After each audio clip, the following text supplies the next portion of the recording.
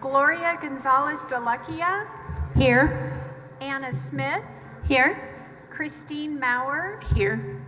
Trish Bodie, Here. Sade Fashakun, Francesca Romans, Here. Paul Gauthier.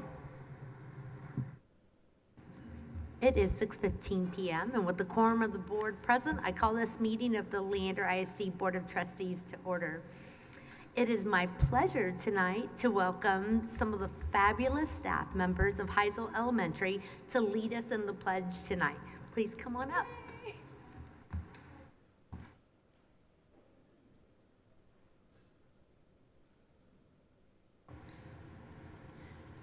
Please stand and join me in saying the Pledge of Allegiance. I pledge allegiance to the flag of the United States of America and to the republic for which it stands, one nation, under God, indivisible, with liberty and justice for all. Please remain standing for the Texas Pledge. Honor the Texas flag. I pledge allegiance to thee, Texas, one state under God, one and indivisible. If you'll please join me in a moment of silence.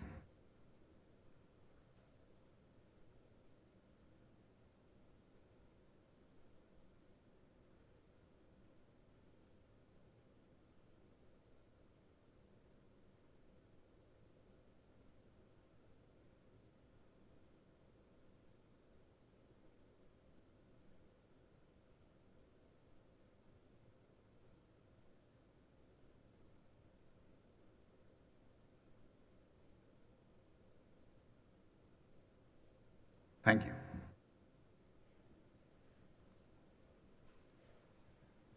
Thank you, Heisel Elementary, and don't go too far because our next item on the agenda is our Spotlight on Learning, and we're going to move to Heisel Elementary. So come back up.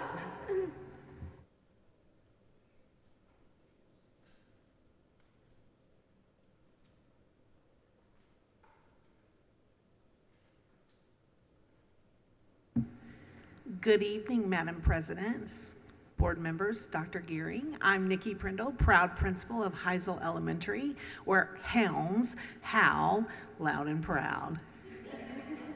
So we're here tonight to talk to you a little bit about our opening here as the 30th elementary school here in our district. So nothing speaks to growth than to having 30 elementary schools.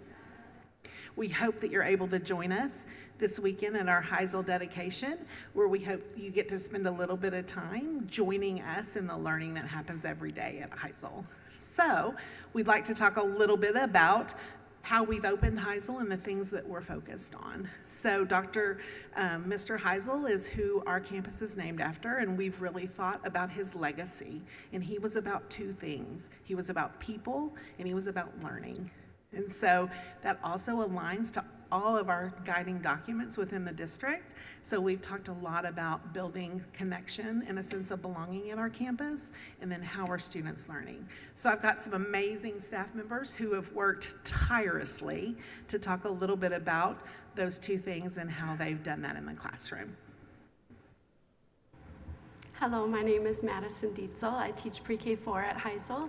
We are really embracing the PLC model and working diligently to pull and leverage all the strengths of our staff in relation to collaboration and just working as practitioners to be as reflective as possible to meet the needs of all students at Heisel.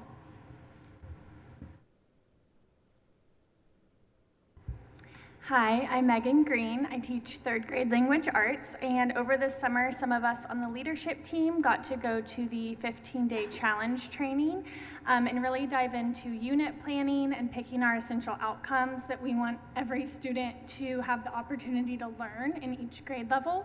And so that really set us up to start with a great foundation for the school year. Even as a new campus, we had a great jumping platform to start off with so that we focus on that tier 1 instruction and know that every student is getting that instruction that they need to be successful to move on to their next grade level. Hi, I'm Brianna Boyle. I teach 4th and 5th grade language arts. As a brand new campus, we took the time to have Greg Glover come and train the staff in team building activities.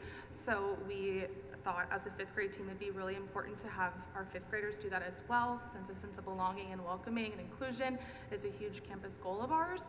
And so Greg Glover came and taught our 5th grade leaders as well. And at dedication, you will see 5th graders be able to lead leadership activities. They've even done team building activities at recess, so it's super fun and exciting to see our leaders take what they learned about respect and belonging, to do it on their own, and then also lead families on Saturday in dedication.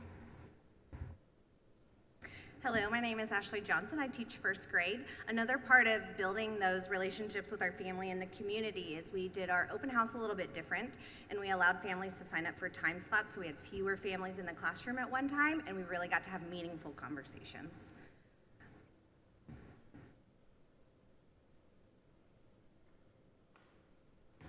So we hope that you got just a little bit of a sense of what Heisel and the work we've been doing in the first 20 days of school. We hope to continue this as we howl loud and proud. Thank you so much.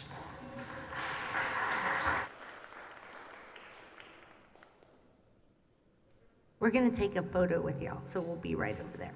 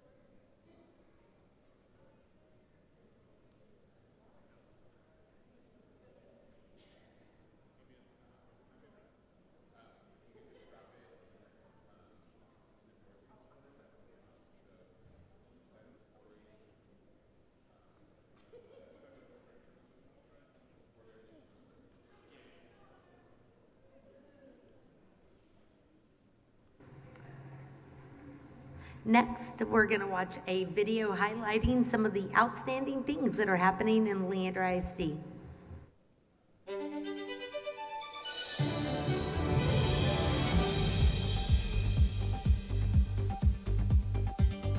Welcome back. The 2024-2025 school year is in full swing and there's so much to talk about. My name is Feather, a senior at Glenn High School. And I'm Dalton, also a senior at Glenn High School. We missed you all so much and hope you had a nice and relaxing summer. Now, without further ado, let's highlight some of the great things going on across the One LISD community. We want to start by bragging about one of our awesome elementary schools that just recently earned their recertification as a Leader in Me Lighthouse School. Reed Elementary was awarded their recertification for continuing to show growth and innovation within the Leader in Me framework. Reed's principal at the time, Paige Coyer, went on to say, "I'm incredibly proud to lead this school and witness the leadership potential of each and every learner in our community." The Lighthouse Recertification Review is an assessment for schools to reflect and celebrate their accomplishments since receiving their original certification. Along with Reed, Rutledge, and Westside Elementary schools are also certified Lighthouse schools. Out of the hundreds of thousands of schools across the country, another one of our elementary schools is being noticed for their hard work. That's right. Blockhouse Creek Elementary was recognized for their model of professional learning community at work by Solution Tree. Their PLCs are constantly going above and beyond to make sure there is a focus on learning while building a collaborative culture that helps create positive results from their students. Only 600 schools were ever given this distinction. Thank you, Bears, for continuing to find new ways to help our learners be the force of the future. Now to one of our educators who is being recognized for her kindness, positivity, and overall good vibes. Denise Geiger was honored with the Sunshine in Education Award by Hill Country Community Ministries at a recent ceremony. She serves as the Senior Coordinator of Special Education Transition Services while also being a board member for LEEF. Just from those last few sentences, you can tell how devoted she is to providing education to those seeking more of it. Congratulations on the well-deserved award. This may sound biased coming from a couple soon-to-be journalists, but I think Leander ISD has some of the best journalism teachers around. And I'm not just saying that because our teacher is watching us record this. I agree, and so does the Journalism Education Association. They recently named Rouse High School's Shelby Nichols as one of their rising stars. She is currently the newspaper and yearbook advisor at Rouse. And might I add, their yearbook replay was a CSPA gold medalist last year. From one journalist program to another, we want to congratulate you on a job well done. There is a new president in the ranks of the Texas High School Coaches Association. Coach Drew Sanders at Vandegrift was elected by his peers to be the president-elect. He will play a key role in discussions involving UIL policy and Texas legislature topics, among other initiatives to positively impact coaches across the state and the student athletes they will serve. He will begin his term in 2025. We're not even a month into the school year and we're already off to a great start. Yes, we can't wait to see what we're all able to accomplish this year. Never forget, we're all one community. One family. One LISD.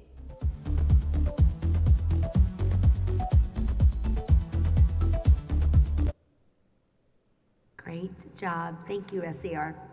Always fabulous videos. Next, we're going to move over to citizen comments. Actually, we don't have anyone signed up tonight for citizen comment, so we're going to move on to our consent agenda. Board members, do you have any motions related to consent agenda items? I move that we approve the consent. I move the consent item. I can't talk. I move the consent agenda items be approved as presented. I second, I think. Anna makes a motion. Chris seconds. All those in favor? Yeah. 5 in favor, motion passes. Next, we will move over to Dr. Gearing's report. I hope you haven't had too much coffee today, Dr. No, Gearing. I'm in good shape, I think. All right, we're going to switch it up just a little bit today and talk about empowered learners only. For a little bit, we've been talking about empowered staff and empowered learners, but I figured out today that actually we're just all learners, and so we're just going to talk about empowered learners from now on. This was actually this morning at Steiner Ranch Elementary School. I know maybe a year ago or so, I talked to you about the school improvement visit process that we had, CIV. That has transitioned now to school support visits, or SSVs. And so we're running these a little differently, and in my opinion, really a lot more effectively. And so this is about the support staff from the central office coming around the campus, learning and understanding what the work is that that campus is doing, and then providing the necessary support to continue that work and to expand it and accelerate it. And so these are very collaborative conversations. You can see we're all around the table, we're asking questions, we're being curious, we're trying to find out more about what's happening and how we can help. So lots of great things going on. At Steiner Ranch, I want to point out, Brittany was a little nervous about me taking this picture, but she was like, "What are you doing?" But I wanted to point to the books specifically. So you can see those two on the left are Building Thinking Classrooms. That's the math work that we're doing across the district. You're going to hear in a little bit about some of the program evaluation work that we're doing around the math program. In the center there is Katie Novak's book, The Shift to Student-Led. And so this real emphasis on ownership of learning and how do we make sure that students are at the very center of making sure that they're in charge of the data, they're in charge of setting their own goals, and they're in charge of really figuring out what is it that I have to do next in order to move my learning to the next level. And then UDL is not new in the district. We've seen that at Deer Creek Elementary School, and Brittany has done a great job of learning from Matt Culkins, and they're doing a really unbelievable job of creating the environment where students have choice, not only in what they learn, but also in how they learn it, and then in how they show evidence of their learning specifically. And so just great work going on across the district, but in this case, at Steiner Ranch Elementary specifically. We also had a great opportunity to see how empowered our community is in the last week or so. This is the LISD Leadership Alumni Group. We call them ambassadors. And so they came back together. This is mostly class of 23 and class of 24. and we're just about to launch the class of 25. And Angela Hodges had the opportunity to do a little pilot test out of our new listening circle environment, which is part of our advocacy program, launched by board members. And so we wanted to test drive it a little bit, and this was a fantastic group to do that with. And so you'll see that we have a facilitator who is asking the questions. These are questions designed to generate conversation about what hopes and dreams are for students in Leander, and then also about to try to elicit what are the topics that we need to be advocating for as we go forward. You have a note taker who's a staff member as well, who's recording everything that's happening. And then, of course, you have the participants who are engaging in conversations. And we're doing a lot of listening and gathering that information. We will be modifying the process slowly and steadily as we go on, and then gathering all of that information and bringing it back to the board in aggregate. And that will hopefully then inform our legislative priorities as we head towards the 89th session. So just a great group of folks from the community who, because of their interest in the district, have spent a whole year learning with the district through Leadership Leander ISD, and now are coming back, and these are the strongest advocates for the program. And so we hope that this ambassador group will grow over time as we feed a new class of Leadership LISD into it every year, and these become then our most strong advocates in the community for the benefit of our children. A slightly different look at safe and innovative learning environments. We have a new program coming into shape in the district this year, a new leadership academy. And so I just wanted to share a little bit with you about what that is about. And I really am looking forward to and hopeful about the potential of this program. So you know we have P3 and AAA in the district right now. And we also now have a new central office administrative preparation program as well, in order to help those who are aspiring to do something different in the district to get ready for that. Well, this opportunity is now for everybody, no matter what role you play in the district. If you want to expand on your leadership skill set, then if you're a custodian or a bus driver or an administrator, we don't care who you are. If you want to be involved in this leadership program, you can. And so we just wanted to highlight that a little bit. These will be hour-and-a-half sessions on these dates, and you can kind of see the things that we'll be talking about and leading the team through. And so just to emphasize again, this is open to anybody in the district who wants to, and so we really are encouraging people to sign up, and let's get a good, strong cohort going for this first Leadership Academy. And then this has been mentioned already, but we have the new Don Heisel Lewis Elementary School dedication this Saturday at 10 a.m. It's going to be a little different, which I like. We're going to be able to get in classrooms with the staff that you just met tonight and get to experience some of what is actually happening in classrooms at Heisel Elementary. And then we'll gather in the NPR for a ribbon cutting presentation at about 10:40. And so we hope to see you there.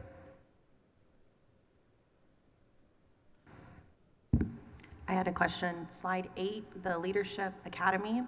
One, I think it's amazing. It's going to give educators and staff lots of opportunities, but my question is 4:30 to 6, middle school gets out at 4:20. I mean, it's hard to get from North Leander to even South Leander after middle school gets out. So what are we doing for those educators and staff members who do live on the south side of the district and the south central side of the district to be able to participate in this program? That is a good question that I don't know the answer to, so we'll follow up and make sure that we get that straightened out. Thank you for pointing that out. All right, thank you, Bruce. Thank you, Dr. Gehring. Next, we're going to move some of our agenda items around because we have some guest presenters this evening. So we're going to move to item 7C1, which is the Leander Educational Excellence Foundation Annual Report. So y'all come on up.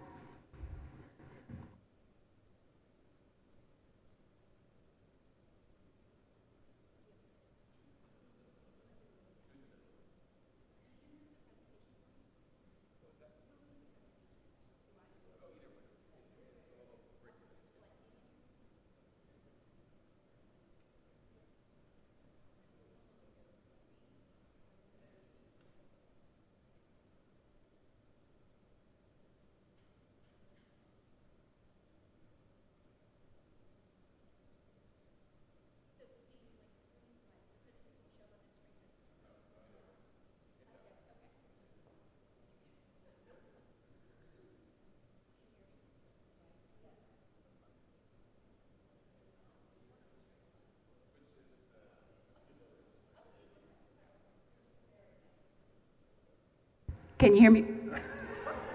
All right, it's working. Thank you. Hello. Thank you, Board of Trustees, Madam President, Dr. Gearing. My name is Colleen Brighton, and I'm the Executive Director of the Leander Educational Excellence Foundation, better known as LEEF. And this is... I'm Devin Williamson, and I'm the president of the volunteer president of the LEAF board for 2024-2025. Thank you. And we are excited to, I have a really loud voice. We are excited to present our report from the last fiscal year and the work that we have been doing to support our students and our teachers. So we'll start with, LEAF is for everyone, even for the dogs. And why we are here. The why of LEAF is improving education and providing resources for all of our students. And there's a lot of ways and things that we do that support that mission and vision. And we're going to start with the people and the groups and the constituents that allow us to do the work that we do. And I guess this starts with the LEAF board. I've been on the board since about 2018, but after the COVID, I feel like our board has really reformed itself, and now we have a very engaged board with a committed working committee system. We have 16 board members, including Dr. Gehring, and our committees are the development, the finance, the nominating, and the program committee. And so we're able to do some of the heavy lifting that the paid LEAF board used to do most of, and I feel like we're having our volunteer board doing a little bit of the heavy lifting, if you will. Yeah, I've been proud of the work that the board has done this last year, and Francesca is our trustee representative, and we implemented these committees like Devin talked about, and it was a subtle shift in terms of the work, but a huge shift, I think, in the result. And you'll see the result. And this is the heart and the glue of how you raise $784,000 in 1 year. These are the people behind the curtain that make sure the work gets done. And I'm proud, oh, this will make me cry, but I am proud of our team, and I'm proud of the work that we do, and showing up every day with ideas and being willing to go the extra mile for our students and our teachers is so important. And the annual partners, wow. These are the businesses that invest every single year. We rely on them. They are what allow us to keep our doors open to do the work that we do and to grow our foundation. In 10 years, we've gone from $215,000 to $784,000. That does not happen overnight. There were a lot of people who laid the foundation and set the foundation up to where we are today. And a lot of these organizations have been there every step of the way. And actually, a funny story, I was deep in our Google Drive looking for something, and I was looking for the book Portable History. And I found the video from the first Grant Patrol. It had Brad Pfluger in there. We didn't even have the fun printed checks. It looked like butcher paper, and there were about 7 people, and that's how LEAF started in 2007, were the teacher grants. And it was really cool just to see that some of those players from 18 years ago are still behind the scenes, showing up and investing in the foundation and the education of our students. LEAF's impact. So this fiscal year, we closed at $784,000. And that was 33% over our goal and 44% over last year. And I'm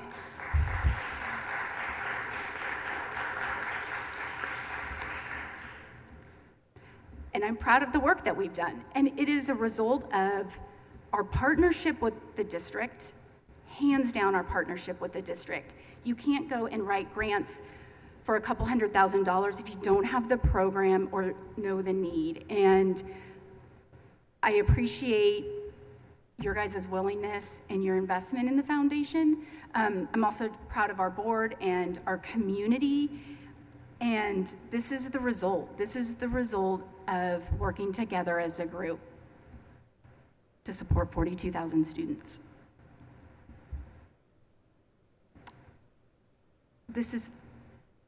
So I won't explain all of this. The part that I think is really important to notice is when you look at the expense and that purple. So nonprofits have 3 categories that most organizations will look at, which is your business expenses, which they always want them to be low, your donors, fundraising expenses, so what are the expenses that it takes to fundraise to bring in the money, and then how much are you investing back into your constituents? What are your program dollars? And 72% of our revenue, which is $525,000, we put back into LISD this year for our students. So thank you. And let's see. And this is the fun part, the stories. So this is just like snapshots of how that $525,000 impacts our district.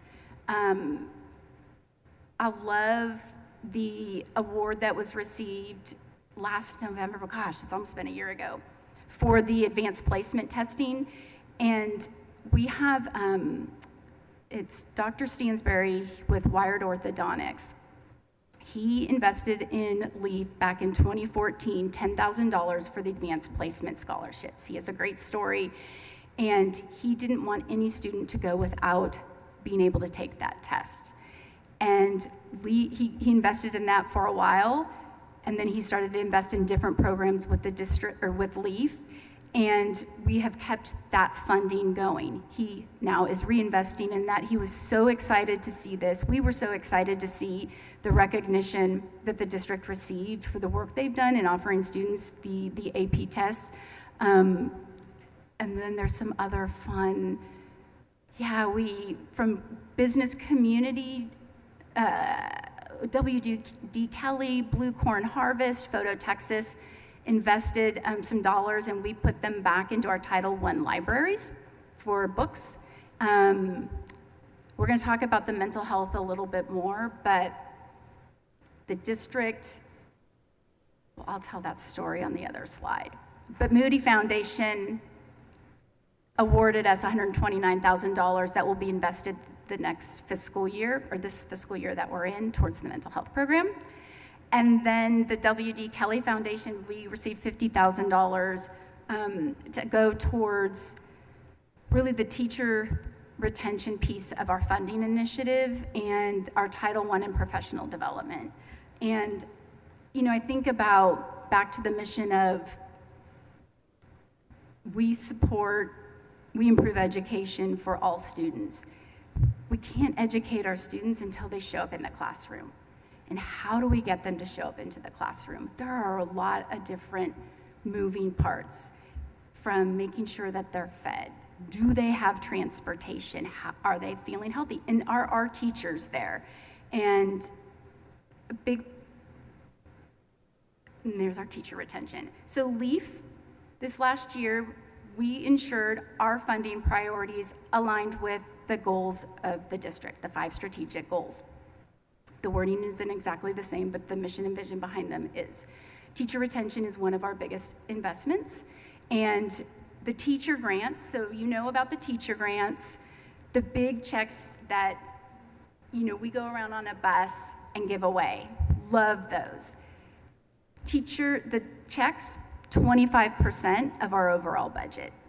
75% of what we fund at the school district is district-wide programs. And those are student innovation is one of our other funding initiatives. And so all of the uncharted learning curriculum. So maybe you have a student who's in Fresh Ink at one of the 15 elementary schools, or maybe in Mix Ink at one of the 9 middle schools, or Incubator and the Accelerator program, all funded by LEEF. Have you ever used one of the college and career coaches at the 7 high schools, all funded by LEEF? Those are some of the district-wide initiatives that we've been able to fund. Literacy is one of our other funding priorities, and we work a lot with the community and businesses to raise funds. We work with YMCA, Atmos Energy. I think we talked about that a little bit earlier. We also have our book portable, gently used books donated all year round that anyone in the school district can request, books for the classroom, books on the bus. And then mental health. I wanted to talk a little bit about mental health. So we've raised nearly a little over $400,000. I think by that time we end this fiscal year, it'll be close to $500,000 in 4 years for the school district. And I remember when Dr. Gearing and Steve Clark came into our board meeting in 2020 and said, "We need your help." And it was the first time we've had a superintendent, since I've been here since 2016, come in and specifically ask for help funding a program. And they said, "We want help raising funds for a part-time therapist who can focus on our youngest learners. We don't know what it's going to look like when they come out of COVID. We don't know what they're going to need, and we want to be ready for it." And so we said, absolutely. And so we had to go fundraise for that. And so they were looking at a part-time therapist for a year. We were able to raise the funds for 3 years full-time, and she just wrapped up the funding from LEAF, and then she'll continue on being absorbed within the district budget. But that is one of my favorite stories of how partnership between an education foundation and a school district work. There's a need. Can you help us? Let's do it together. And as a result, with the mental health and the student, family, and support team, they built it. The students and family have come. And so we all know ESSER funds are going away or have gone. And our mental health program has not. The increase has been 30% year over year in these last 4 years in student referrals. And so we couldn't lose those 4 positions paid by ESSER.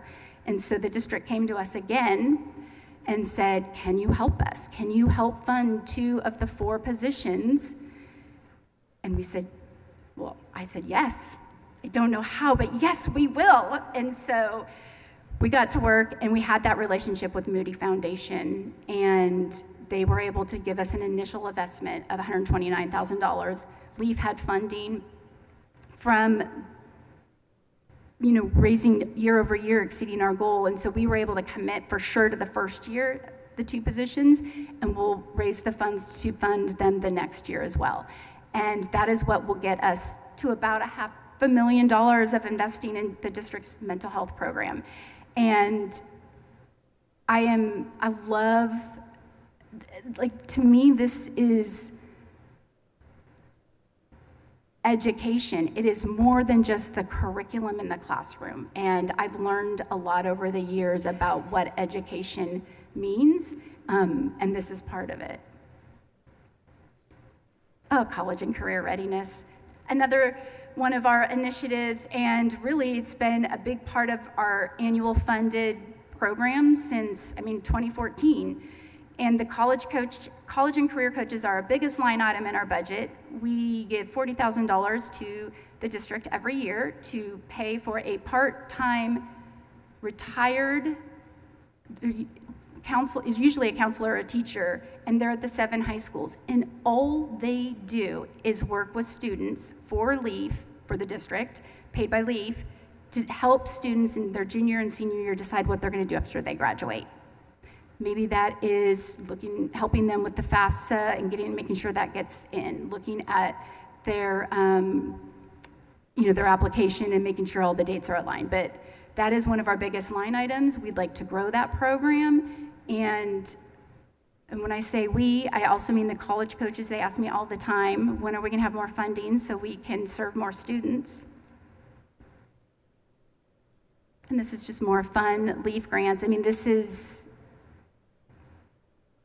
what makes everyone smile. This is what gets Devin in the Board of Trustees, in the Superintendent report from Convocation last year. And then I also wanted to talk about one of our programs. It's our revenue program, and it's the program that we're looking to grow. Recurring revenue for a nonprofit is huge and essential. It's what allows us to prepare for the next year and to think ahead with this recurring revenue. And our LISD staff, 1,800 of them, give every month out of their paycheck. So thank you. Their investment has given, in this last year, $54,000. And we are grateful for every penny. So thank you for your investment. What else do we have on here? Oh, the events. And if you were at our gala, then you know. If you weren't at our gala, then you should definitely get tickets for this coming year. And we will be releasing the theme soon, right? January 25th, 2025, mark your calendar. Star Banquet, that is our wonderful feel-good event where we have the opportunity to allow students to recognize an educator who's been most impactful in their time at the district. And then Amplify Austin is our partnership with the PTAs. And wow, we just would not be here without the work that our PTAs do on the campuses, supporting the staff at that level. And so I think it's been 4 years. I think this will be our 4th year in March, partnering with them to raise funds that go back on the campus. But for LEAF, our 2 biggest fundraising events are the Gala and State of the District. Oh, see? Devin made it. And Backpack Attack, with the that is where LEAF's Book Portable really makes an impact. We give out over 1,000 books at Backpack Attack in August at the district event. We also have community businesses that host book drives, and that is a great resource for, again, any educator in the district. And that's just like a fun summary of the lifetime impact of LEAF. Wow, look at that. And back to the first slide. LEAF is for everyone. And we invite community members and parents and families and community businesses to be a part of LEAF. There's different ways. You could be a monthly donor. You could be a monthly donor, community. I know all of you are, thank you. Community members, imagine if every single one of our 42,000 students had a sponsor that gave $5 a month. So think about, just give up your Starbucks coffee for 1 month. We would be a $2.2 million foundation. That's it. Or if 2 of you from each of our campuses signed up right now for $10, that'd be $10,000. And you'll see that in our marketing, you'll see that in our campaign, but we are looking for to raise our impact at the district through these programs, and we do it through the support of our community. And we are so, so grateful for their investment in us, and we're also so grateful for you guys and your belief in us and support of us, so thank you.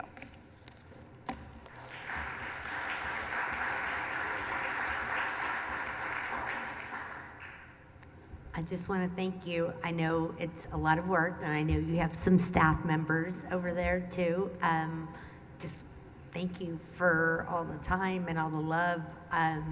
This week, I've been thinking about the opening of Don Heisel Elementary, and I was going and looking through pictures, and I found a picture of the LEEF board meeting when we raised $100,000 that year. He showed up with a bag of 100K chocolates. Of course he did. To hand out to all of us. And there's these pictures of us with this 100K bar, and we're all just like so excited. And so it's just really, you say it's emotional. It really is emotional to think about all of those programs and how much they've grown and all the stories that go into each one of those slides. And when you showed the college coach, and there was a quote from Miss Blumich. She's been with the program since it started. Yep. She was one of the first college coaches that we hired, and so it's just amazing to me that she's still there and she's still committed to all that work. So thank you so much for everything you do, and thank you and your team for just pouring so much love. Thank you, Devin, as a board member. You are volunteers. All those board members are volunteers that often lead very busy lives and very busy careers, and to dedicate that time to doing something like this, I think it's really important to show that, you look at the companies that they're with, and a lot of these companies that work for schools and do business with schools, but then invest their own personal time and love and passion into giving back to the school system is just very meaningful. So thank you for doing that.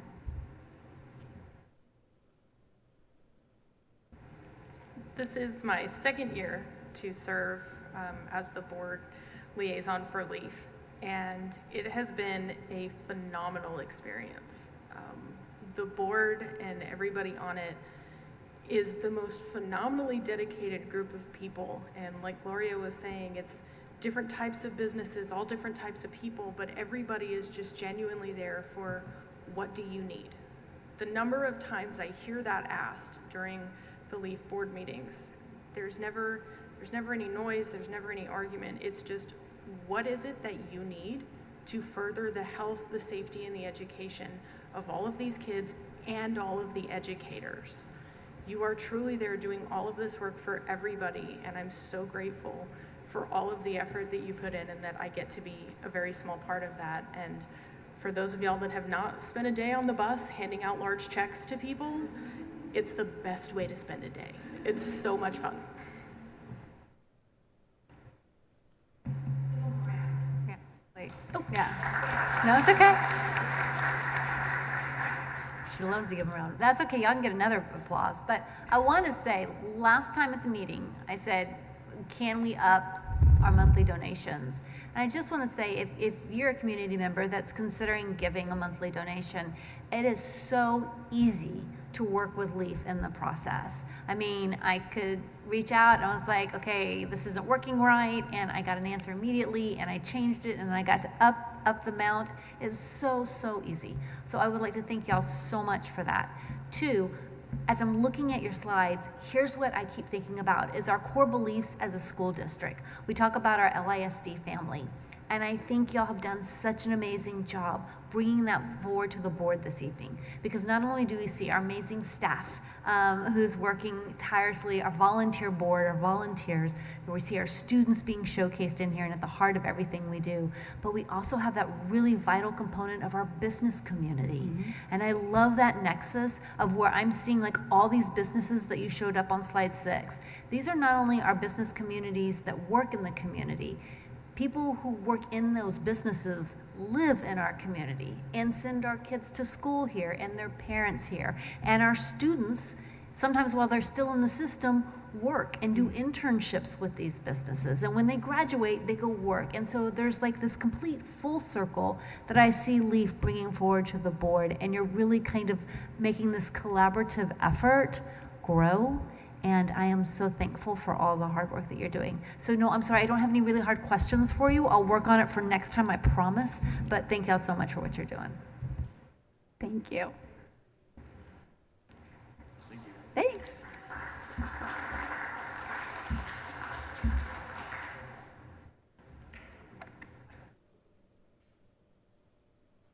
All right, we're going to move back up in our agenda. So we're going to move over to item 7A1, which is our substance abuse prevention, education, and support services update.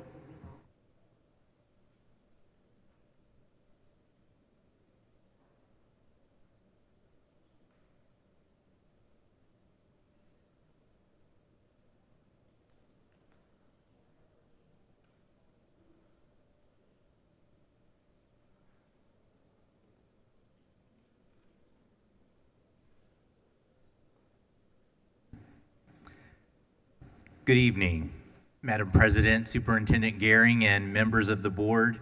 We are looking forward to this opportunity to share with you and our community information regarding the district support by counseling services and health services for substance abuse prevention and support for those who are experiencing any types of concerns. And so with me here this evening, I have our Director of Guidance and Counseling, Steve Clark, our Director of Health Services, Kristen Wicketts, and a few other administrators are on hand in the case that other questions arise. Okay, before I begin, I'm just gonna say, Colleen got me all in my feelings here, so talking about mental health. She has been such an incredible partner for me, and gosh, I'm gonna get a little teary. We're both, I think, at the age where I can call her and I don't have to text and say, can I call you first, or can I call you? So there's never been a time that I haven't called Colleen and she hasn't picked up and answered our call. And so we couldn't do the work that we do without her and LEEF in our program. So thank you. So because I got on my feelings, I may look at my notes a little bit more than I typically would. But good evening, board members. I do not know how to know these slides. Is it this thing? Okay. All right.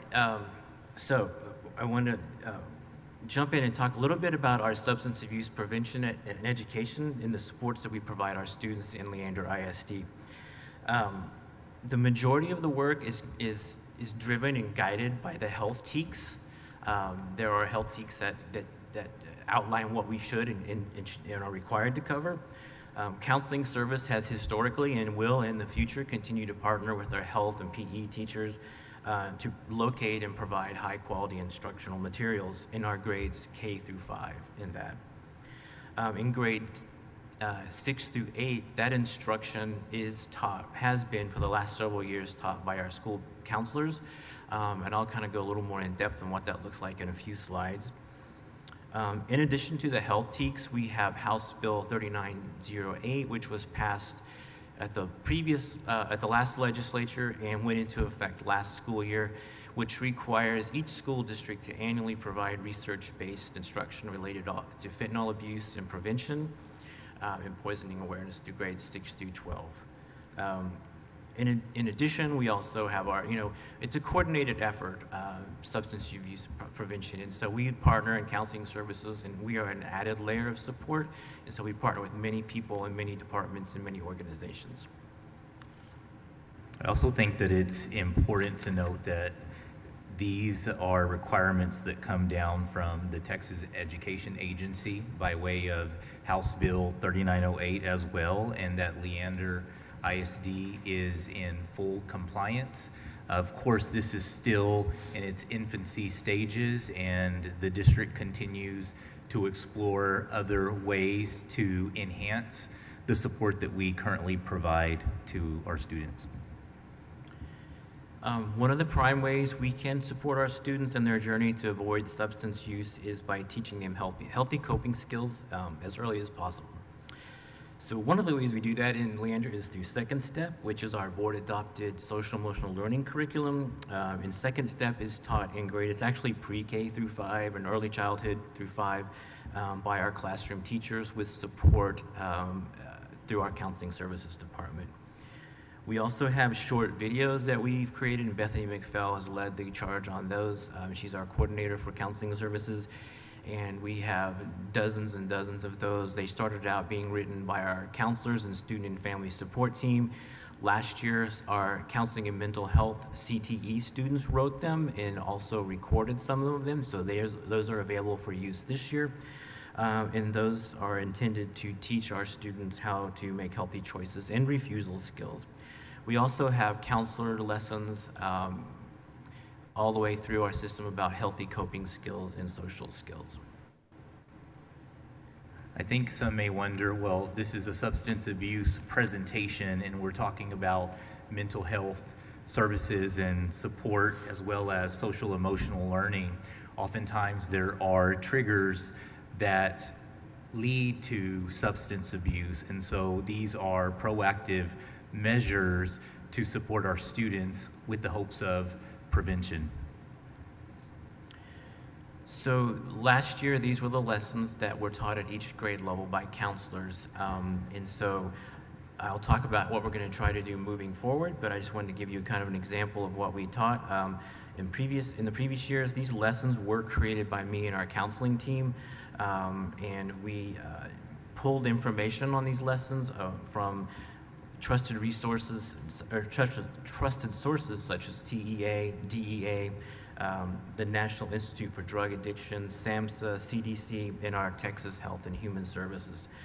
So we pull from a variety of sources that is trusted and evidence-based and research.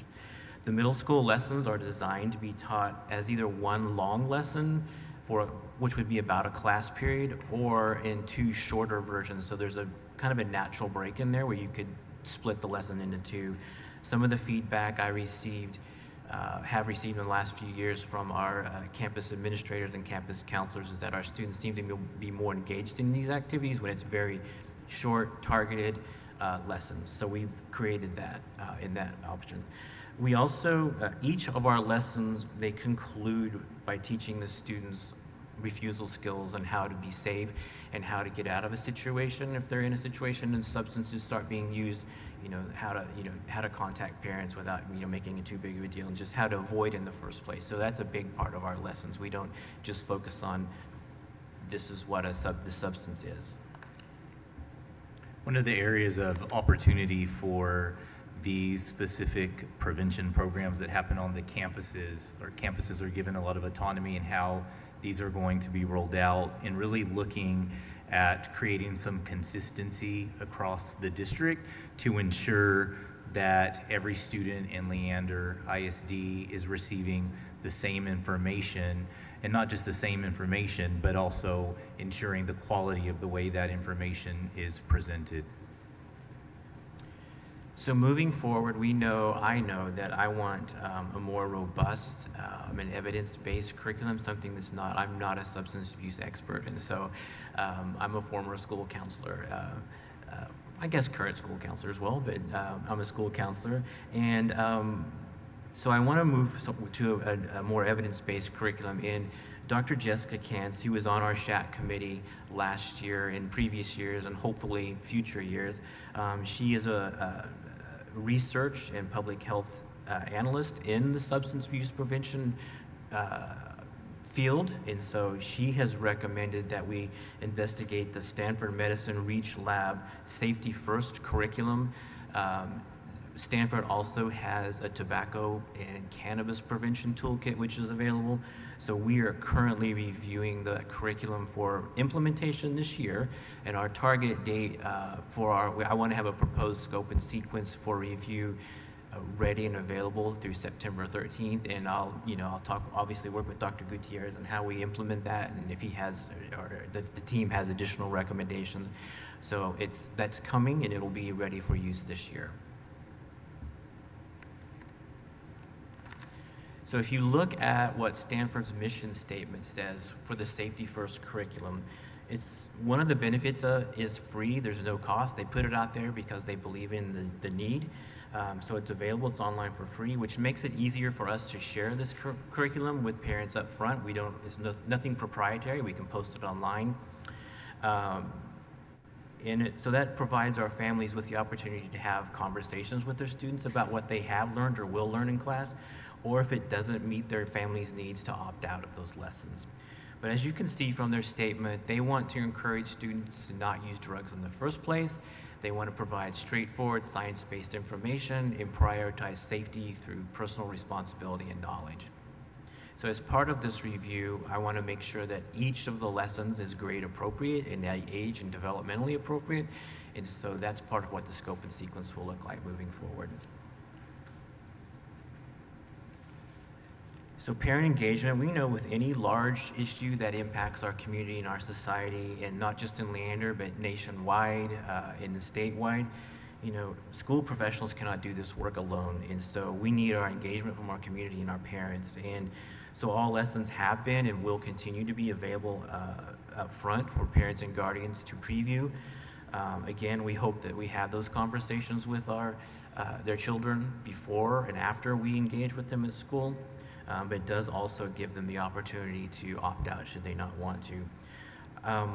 One of the recommendations from our SHAC committee last year was to increase our community participation. What we know whenever we have a district event around a safety topic, whether it be mental health, substance, even school safety, we don't attract a large crowd. And so one of our other SHAC members, I can't remember which one, but she had a very good idea. Let's go to where they are. And so this year we are working on materials that either myself or one of our other team members or a campus counselor can share at sporting events, athletic or fine art events, choir concerts, 8th grade parent preview nights. So we're going to try to be out there and see and capture those individuals and provide that information as where the parents are attending. We also have updated our Empowering Parents resource page. That is a bit of a struggle, I'll just be honest, because we get so bogged down in like the day-to-day work, but in thinking, okay, I gotta go back and update this. We did add this summer, Haley Simmons and the Student Family Support Team created a list of community providers, but also one of the links on that, at the bottom of that page, you can click on it and it takes you to even more. So there are some basic needs, like food, clothing, shelter, as well as mental health. So that is on there. And we will continue to work on updating that and adding additional resources throughout the school year. I think it's important to also note that we're not limited to just the bulleted list of items to engage parents. We are still looking at opportunities to engage parents in person beyond handing brochure and literature at events. I know in the past that we have held in-person events and attendance varies depending on the topics and what else is going on, but we feel that it's important to still offer those opportunities because it could be 5 parents, but you're talking about 5, 10 kids, and that could make an impact with that education of parents and students. So looking at a spring opportunity to be able to bring in families.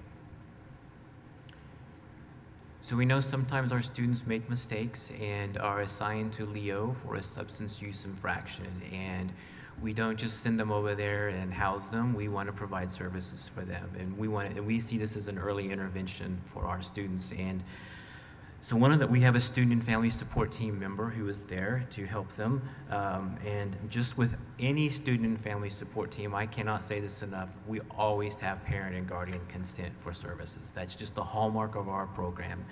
And so before any work is done with the student, we have parent and guardian consent and buy-in. So the services begin with the CRAFT questionnaire, which is a screening tool to kind of gauge the student's involvement in substance use. Based on the results of that short craft, the therapist that's assigned to them will create a personalized plan for the students, so it's not just one size fits all, and it could be something as simple as educational lessons with a student, or it could be some very short-term therapy, or it could be longer-term therapy with a provider in the community. It could be a referral back to the home-based student and family support team so that support can extend beyond LEO. Or it could be a referral to one of our other strong partners, the Texas Child Health Access through Telemedicine, or TCHAT. Their ASUD program, that's the Adolescent Substance Use Disorder Initiative. We can make referrals to them, and at that point, they typically take over that work and pull the school out of it, because that helps the parents and the student know that it's not all of their information is being always shared with the school. But as I said, sometimes we don't want students to be identified by being placed at LEO to provide them support. And many times our substance use prevention and intervention begins with just a referral to our student and family support team at the home campus, and it doesn't involve a LEO placement. And so that we begin that in our mental health, as many times is tied to substance use and mental health go hand in hand, and we're seeing that. And so we want to provide these services to students in need at their home campus as well. And so that can happen through a referral to our SFST team, and our team of therapists work closely with our parents, our campus staff, and our students to support their mental health needs and their substance use prevention needs.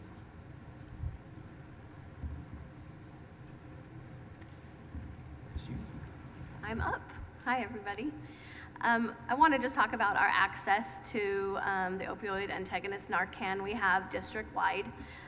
Senate Bill 629 states that districts must have Narcan access on all campuses for grades 6 to 12, and may implement it across your whole district for the younger grade levels.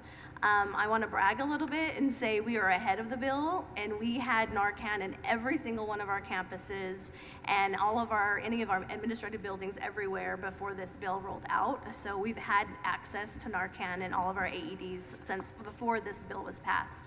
We've also updated our board policy, FFAC, to reflect the Senate Bill 629 requirement.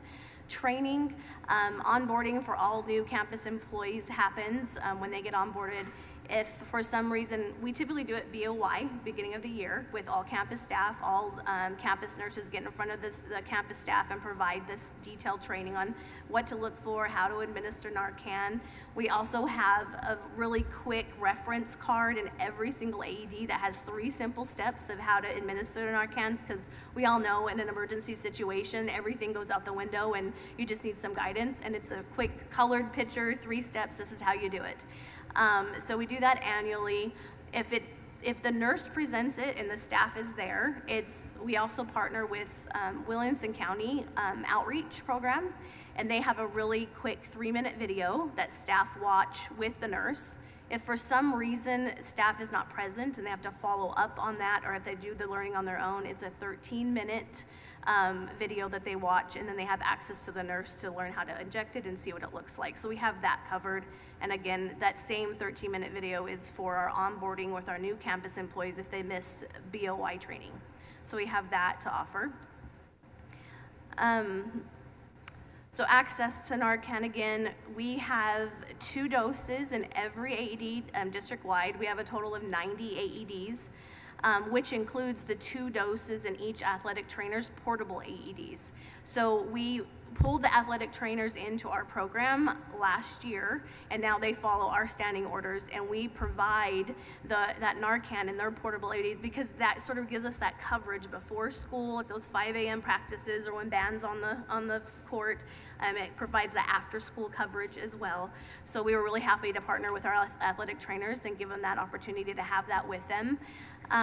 Campus nurses go bags. So we have 2 doses along with the 2 doses in the AED in every go bag at elementary. We have 4 doses of Narcan in the go bags at all of our secondary campuses, because sometimes you need more than 2 doses if it's depending on how the poisoning looks like.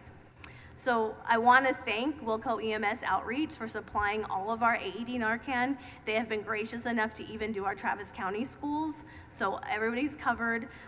We're getting ready to do that rollover, and stuff is going to expire in October, and I'm meeting with them, and we'll be hitting all campuses and making sure they have everything that we need. And for our go bags, Blue Bonnet Trails Community Service, they provide all of our Narcan for all of our go bags for all of our nurses for free. So we get all the Narcan for our district for free with these two programs, and we're very, very thankful for that. That's all I've got for you.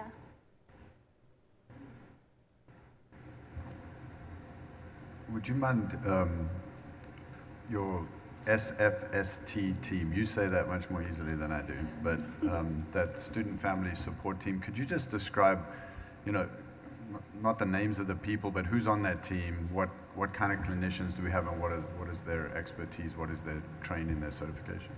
Yeah, almost all of them are either a licensed clinical social worker, so that's the highest level of social worker, which means they can work independently. I think we have one, I'm trying to think, LMSW, which is under the supervision of a LCSW supervisor, and then we also have licensed professional counselors, and that's just a different track. So the social worker takes this track in school, LPC takes another track, but they can do very similar work. So licensed professional counselor or a licensed clinical social worker, and I think just one LMSW, and they are able, if they were in the community, they can make diagnosis. We don't diagnose at the school setting, but if they were in the community, they could make a diagnosis. They could, you know, they obviously provide therapy in the school. Yeah, so the point I hear you making is that these are very highly trained experts in the field of mental health. Very highly trained, and under the direct coordination of Haley Simmons, who's also very highly trained and is providing day-to-day work. And so yes, very highly trained. Our team has got years and years of experience. Thank you. I'll just piggyback off of that question really quick. Do you know if any of them are LCDC for licensed chemical dependency counselors? We do not have an LCDC on the team right now. It's pretty specialized, so I was Yes. just curious. Okay.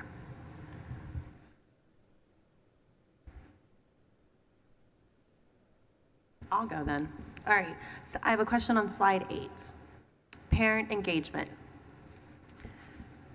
That, to me, when we're talking about this subject, is the most important piece, because as a parent, it is my job to educate my family and my students on the dangers that's out there. I mean, I'll be honest with you guys, there needs to be a partnership with the school, but this is somewhere I feel very strongly that parents need to lead. But how are we giving them the tools and information to help educate their students? And this goes back to what Matthew was saying, there's not consistency across the district. Y'all know that I have kids in 3 different feeder patterns, so I get to see it all.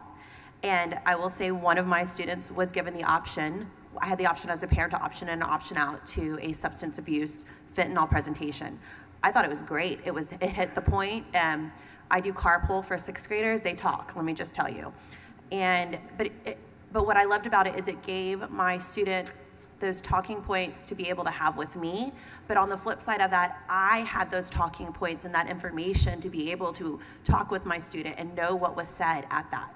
On the flip side to this, it's not consistent across the district. And so I would like to see that as a parent, because we should be able to give them the tools they need, and it should be consistent across the district. Granted, we know each community is going to look different, and each community might want a little more, but that's the beauty of our district. We do when our community asks for a little more, we try to do better.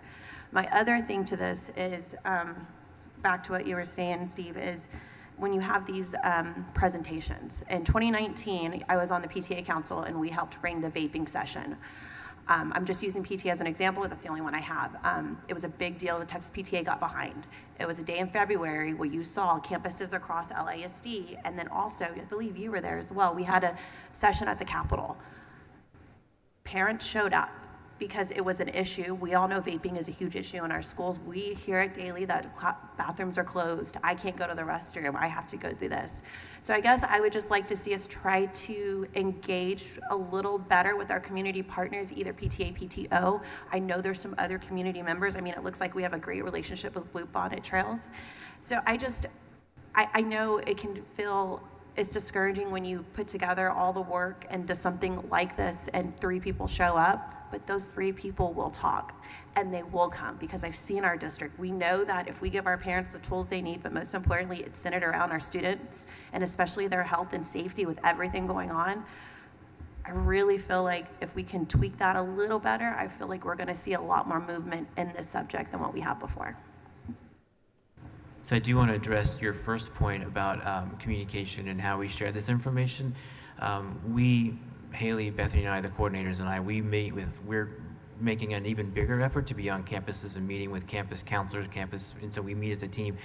And one of the things that came up in one of our meetings today is like, well, how do I share this? And so when we have our September 23rd professional day with our school counselors, we're going to give them 3 options, okay, or options. Maybe it's 3, maybe it's 2. Like, pick one of these that's going to work best for your campus, whether it's SMORE or for this campus, or it's an email or a piece of paper, So we want to give them options, but I want to say stick to the options so it's somewhat consistent, because,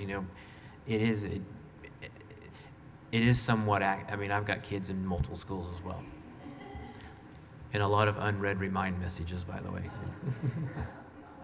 So one thing I wanted to bring up about the research-based, the program from Stanford that you mentioned, I think that is a really good comprehensive research-based substance use disorder education. I think it's fantastic. Looking at that, can you tell me how, once that curriculum, I know that we'll have a chance to look at it, things like that. Can you tell us how those lessons are delivered? Right, K-5 will probably be through the PE teacher, which they have historically been. I envision 6th, 8th would be, 6th, 7th, 8th will be through our school counselors. That's just the easier because not every student has PE at the middle school. Most do, but not everyone. At the high school level, I envision that, I hope it'll be school counselors. We did before it was a requirement in 2022 or 23, I can't remember which, we did a fentanyl lesson, and some people did a video, and other campuses used science teachers to actually teach that lesson. I would prefer that our school counselors teach that at the high school level, just so we can have a consistency in the message and not 15 different versions of the message. If I can piggyback off that too, I love hearing about, kind of what you are doing in the advancements here. And I know this is very new with the curriculum, so I'm hoping you'll continue to keep us kind of updated. And one of the things that I want to, keep following is, I know that your SHAC also came out with the health curriculum. And when I think about those components that were in the health curriculum, there's some parallel here, because there was some mental health, social emotional health, that I saw in some of the things that were coming out through SHAC. And I cannot for the life of me remember all the different components of that curriculum right now, but I did see kind of how that would parallel and work. So I'll be curious to see kind of how this rolls out and how we pair that with the health to help kind of give us that robust look. And then my other thing I want to do is just tell y'all thank you so much for the Empowering Parents resource page. Our SHAC committee came and said, we want that, and we don't have it up yet. And I said, please, we've got to get this up. I don't know if I said please, but I should have said, please, we've got to get this up. But y'all did it, and it looks good, and I've heard so much from the community, and I know it's a first step. I know you're doing more, but I think it's a really good evidence, so thank y'all, thank y'all, thank you. Thank you for that, and I do acknowledge it took me longer than I expected to do that, but we also, I make excuses sometimes, but it did take me a little bit longer to get it done, but it's up, and we want to continue to work on that and update. I've also been hearing amazing things about the website. People are really excited about, especially the resources, like Trish was mentioning that while y'all were presenting the list of mental health resources. And that was, when I attended all of the SHAC meetings last year, and that was one of the main conversations, was that the SHAC committee wants a robust, well-rounded conversation because one thing leads to another. The mental health is causing substance abuse problems, so why aren't we talking about all of these things? And my question in kind of regards to that is on slide 5, where it says, grade 6, it's vaping and fentanyl, and 7, it's alcohol. But then in high school, it just drops to just fentanyl. So how are we adding the more well-rounded aspects of that to our high school kids? Because I know I have a high school student and I'm hearing about vaping on a daily basis and alcohol on a daily basis, but then that's not on their curriculum. So that was last year, and I think that's a fair. Maybe you didn't mean it as a critique, but that's a fair critique for me, and I think that's a fair assessment. Is like we could have done better last year on the high school level. We did want to meet the requirements of the law last year, but I do feel like I know that this year we will have a more robust high school program with lessons other than just fentanyl. Because when I was looking at this, like what's missing up there, THC and cannabis, marijuana, that's a missing topic that was not included last year. And so that's something that has to be added in as well. And so yes, we will add more to that this year. Thank you so much. It's a lot. Yeah. And especially the SHAC committee really dug into it really, really deeply with different aspects of things that they want to see so that our kids are getting the information. And I know my middle school kid can tell you where the Narcan's located on his campus. That's not a conversation I had with him. So I know it's getting out there, and I really appreciate all of this additional work that y'all are doing. I'm gonna, you want to go? You sure? Okay. I'll go then. Okay. I know that, in high school, we're trying to meet this requirement, and that's why we have fentanyl on there. And to what Francesca was saying, I was wondering, I know you showed the resources from Stanford, and there's the tobacco and the cannabis, and I know we have to do specific to fentanyl, but I'm just wondering if it could be more well-rounded about like healthy lifestyle and healthy choices and that decision-making. I don't know if that moves us more into like the social emotional aspect of like decision-making. And I know there has to be this focus on fentanyl. I just wonder if focusing on tobacco or focusing on cannabis is the right thing too, right? Because I think it's more of helping our students with making healthy choices for your body and in general. And I'd like us to look at options like that that are not just focused on cannabis or focused on alcohol, but more of caring about your body and your health and your mind and making wise decisions in that regards.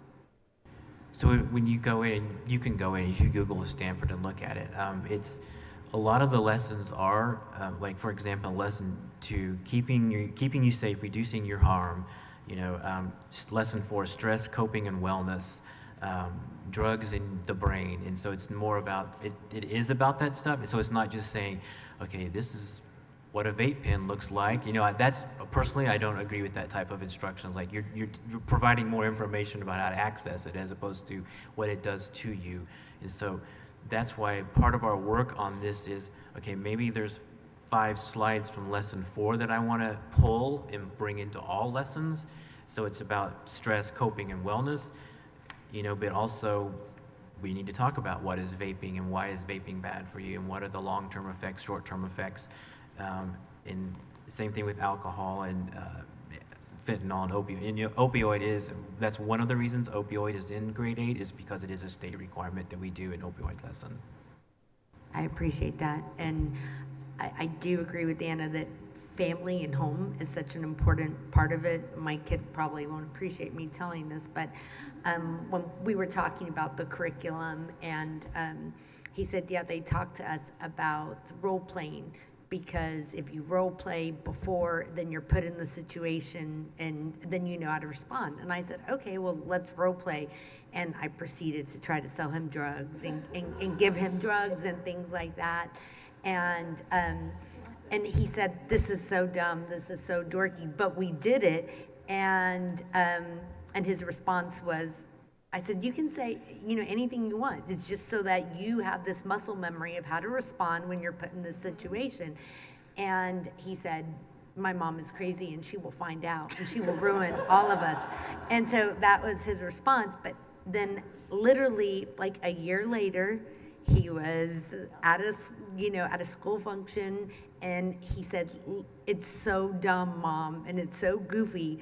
but somebody offered me something, and I immediately thought about us standing there in the kitchen and this goofy role-playing thing, and I said, yeah, my mom's crazy, she'll find out and she'll ruin all and then and they were like, oh God, get away from him, he's crazy. But you know, it was some of the tools that they talked to this class about is you should role play. And so I think there is such a big part of families having conversations with your kids that are uncomfortable. And that I have, and I won't say one of them because it's a little outdated, but I say no motorcycles, no vaping, no smoking. And the other one used to be no tattoos, but that's kind of outdated now. So, but one of the things that was really, when the other Clark moved here, you know, last summer, they stayed at our house for a while, and his daughter Grace was leaving for college, and my daughter, I have a Ring camera on the driveway, and my daughter Zinni was, when she was taking off, the car was packed up. I saw them leaving, and Zinni was like, "Don't forget the 3 rules." And Grace said, "Yeah, just don't be stupid," you know. Yeah. So, but it is what I can. I'm not the best at that, but we have talked about this, like these things since my kids were young, you know. I'm gonna put my professional hat on for a second and just, I love the conversations, like the conversations with family, with kids, just to keep that open line of communication open. One thing that I wanna mention is that there is a push in education to get rid of SEL, get rid of social emotional learning. Just teach my kid how to write and teach my kid how to do math and teach my kid how to read. But when we talk about educating the whole child, that means social emotional learning. And I know for a fact that if teenagers have the ability to regulate their emotions, know where to go for help, right? That's a really important thing. I'm a teenager and I'm in a situation and I don't know where to go for help. Honestly, sometimes they can get themselves out of a situation simply because they know where to go for help. So all of that is part of our social and emotional learning, and it starts at those little itty bitty levels. So I appreciate the fact that this district stays on top of social emotional learning, regardless of the noise that's out there, to stop doing it. So I hope that we never stop doing it. The other piece that I want to just mention is that being in the substance use disorder profession is that fentanyl is the big shiny word, right? Just like vouchers, it's the big shiny word that we all hear about. But what we're seeing in trends in teens right now, as of today, is THC vape use. We know that that's a biggie. Alcohol is huge. Over-the-counter medications. Your kids are literally drinking cough syrup to get high. So that's what we're talking about. We're talking about misuse of stimulant medications. So those are the 4 biggies right now. We're not seeing kids seek out fentanyl. We know that. They're going out and trying to find Adderall, ADHD meds, things like that. But honestly, it's cough syrup. Cough syrup is big. You can buy it at Walgreens, and they're getting high on it. So I thank you for finding that research-based information. I'm really excited about it. I think that we're headed in the right direction. I think that our kids are lucky to have adults in a system that care about their well-being. I think that having parent involvement is super important, and that website looks great. So I'm super excited about moving forward with all of this. So thank you very much. I just wanted to point out also to Gloria and actually everyone's point, that the work that you're doing to reach families where they are is so great, because part of the challenge that even I didn't think about until it impacted my family personally is that all of these kids are going to receive this information in a different way. And that matters. If it's given to them in a way that doesn't work for them, it has the opposite effect of what we're trying to do. So the research-based is so important because it's staying in that lane that we need to. But you going out into the community and meeting our families and our students and our grandparents, whoever, where they are to help them further their own education, that helps us as parents so that we can better get that information to our kids in a way that is effective for them. It's important, I'm sorry, I just say one thing, Trish, okay. You brought up a good point that I neglected to mention, is that we begin all of our lessons like we know this is gonna be a tough conversation, and if you need to talk to me privately, please do so, and if you need to step out of the room. We do that with our students and adults in that situation. And on a side note, seeing all the great work that you're doing, I know y'all thought it through, but it would be helpful if we know, because I know band parent, band parent, band parent, band parent, band parent. When I see AED district-wide and then athletic trainers, I'm like, okay, but athletic trainers don't go with band to practice. So later, if we can update or just make sure we know we've got our fine arts and athletics both covered, that would be great. Thank you. And we appreciate you all making this a priority and sharing your insights and feedback. It's about continuous improvement, and we look forward to continuing to make this a priority and fine-tuning our practices. Thank you. We appreciate it. Board, we're going to take a 10-minute break right now. We'll be back at, actually, let's make it 14 minutes. So we'll be back at 7:55. Ooh, look at you.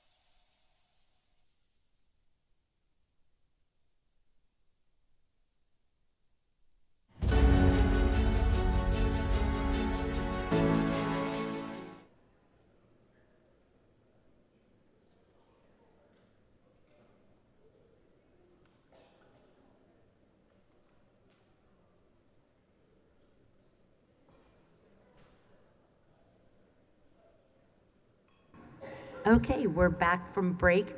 Right before we start, I was just speaking with Dr. Gearing about something that he wants to mention. Yes, thank you, Madam President. Colleen neglected to mention a very important event that happened yesterday. So the Central Texas Community Foundation had their Legacy Gala lunch yesterday, and they made 3 big awards, and one of those awards is the Impact Award for the nonprofit that's making one of the biggest impacts in the community. And LEEF was one of the 5 nominees that were finalists in that, and they did not win, but just to be nominated for that award is phenomenal, and so we just wanted to make sure that that got shouted out.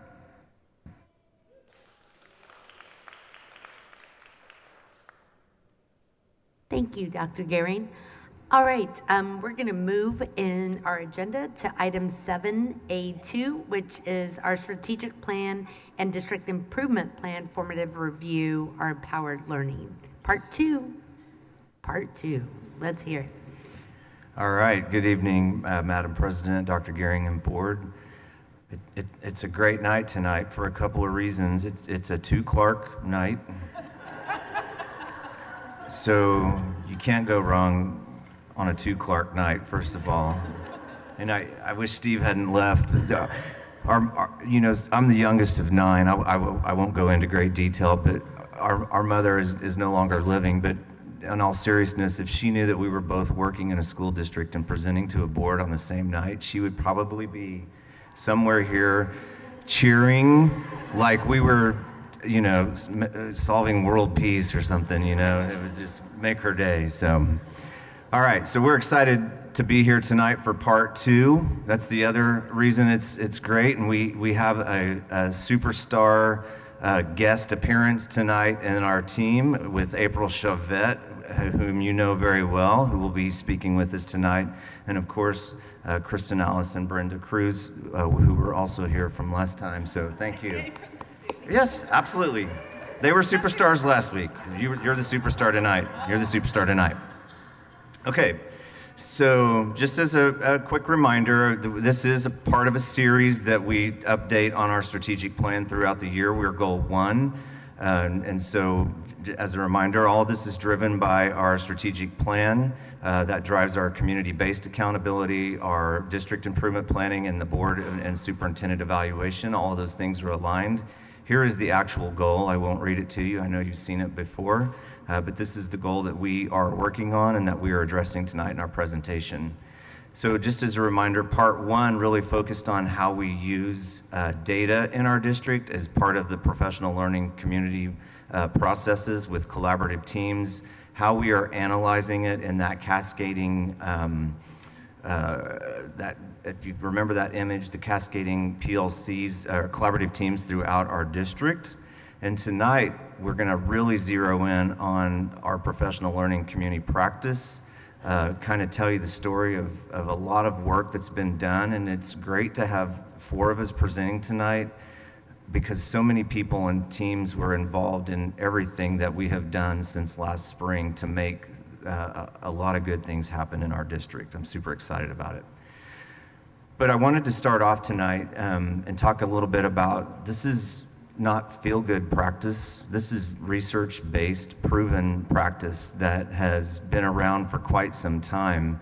And I, in preparation for a leadership meeting, did a deep dive and just out of curiosity, landed on this idea of collective effervescence, which actually is another word for collective efficacy, but the first study that I could find on it was in 1912 and 1950 by a sociologist named Durkheim. And one of the things he did is part of his studies is a group of folks, they were Canadians, they sang the Canadian national anthem, and then a control group did not. And the group that participated in that singing together, he was fascinated by this idea of how a group goes to a concert or a sporting event and they're centered around one common goal together and how they can unite and accomplish a lot. So participating in that led to higher performance as a collective group, and he referenced it as effervescence. But Bandura in the late 70s, you can see, saw this concept emerging in schools and professional work, and then actually defined and kind of coined that term collective efficacy. So John Hattie, if you're familiar with his meta-analysis, if it's not the largest, it's one of the largest ongoing studies that comprehensively study what is effective in schools. And high collective efficacy, and there are definitions to this, but it has an effect size of 1.57, which is really equivalent to the impact of 4 years worth of growth potentially in one school year for students. So that means if you're a student being taught by a group of teachers where they have high collective efficacy and they do the right work as part of a collective team, you can grow up to 4 years of academic growth, which is pretty impressive. So I thought that was a good way to kick us off tonight, that this is research-based. It does work. And I don't just know that from the research, I know that from my own practice as a campus principal at multiple schools. So good evening. This slide probably looks very familiar to you from part 1. So when we think about this slide and we look at the very top of that arrow, we see that our goal and our work is toward ownership of learning for our adults and for our students. And we started off the night with Dr. Gearing sharing some of that work at Steiner Ranch and the adult ownership in learning. So, but the vehicle by which we use to take that journey to that ownership of learning is through our PLCs, our professional learning community, and our collaborative teams. So when you look at that arrow, it almost makes me laugh a little bit, because just as that arrow indicates, it's not always a smooth little step up to each one of those pieces, right? But it's well worth that journey. So through this, through that PLC work, it's that opportunity that we can learn, we can act upon our learning, and that we can own our learning. So the PLC belief statement really connects our professional learning and our PLCs. So the work is not just when our educators or when it is even us as a leadership team, it's not just about a task. It's not a check-off time to say we're in PLC time. It is really about the engagement. It's about the commitment that we have. And that is day in and day out throughout each and everything we do, because just as that last part of that belief statement is seen there, it says to ensure our academic growth for all of our students. That is the commitment and engagement that will lead to that student's success. And this is a little bit of what Dr. Clark was just speaking about with that stair step. So this is a reminder that each part, each block is a team, a collaborative team within our PLC. So I want you to envision that if we had a student or an adult standing at the bottom, and kind of look at this as stair steps. If we take out one of those blocks, one of those collaborative teams, we have now weakened the structure and the strength within our system. So it is so very important that we are all working together, that we have that symbiotic, that we're working in a symbiotic manner to help ensure, just as we talked about in that belief statement.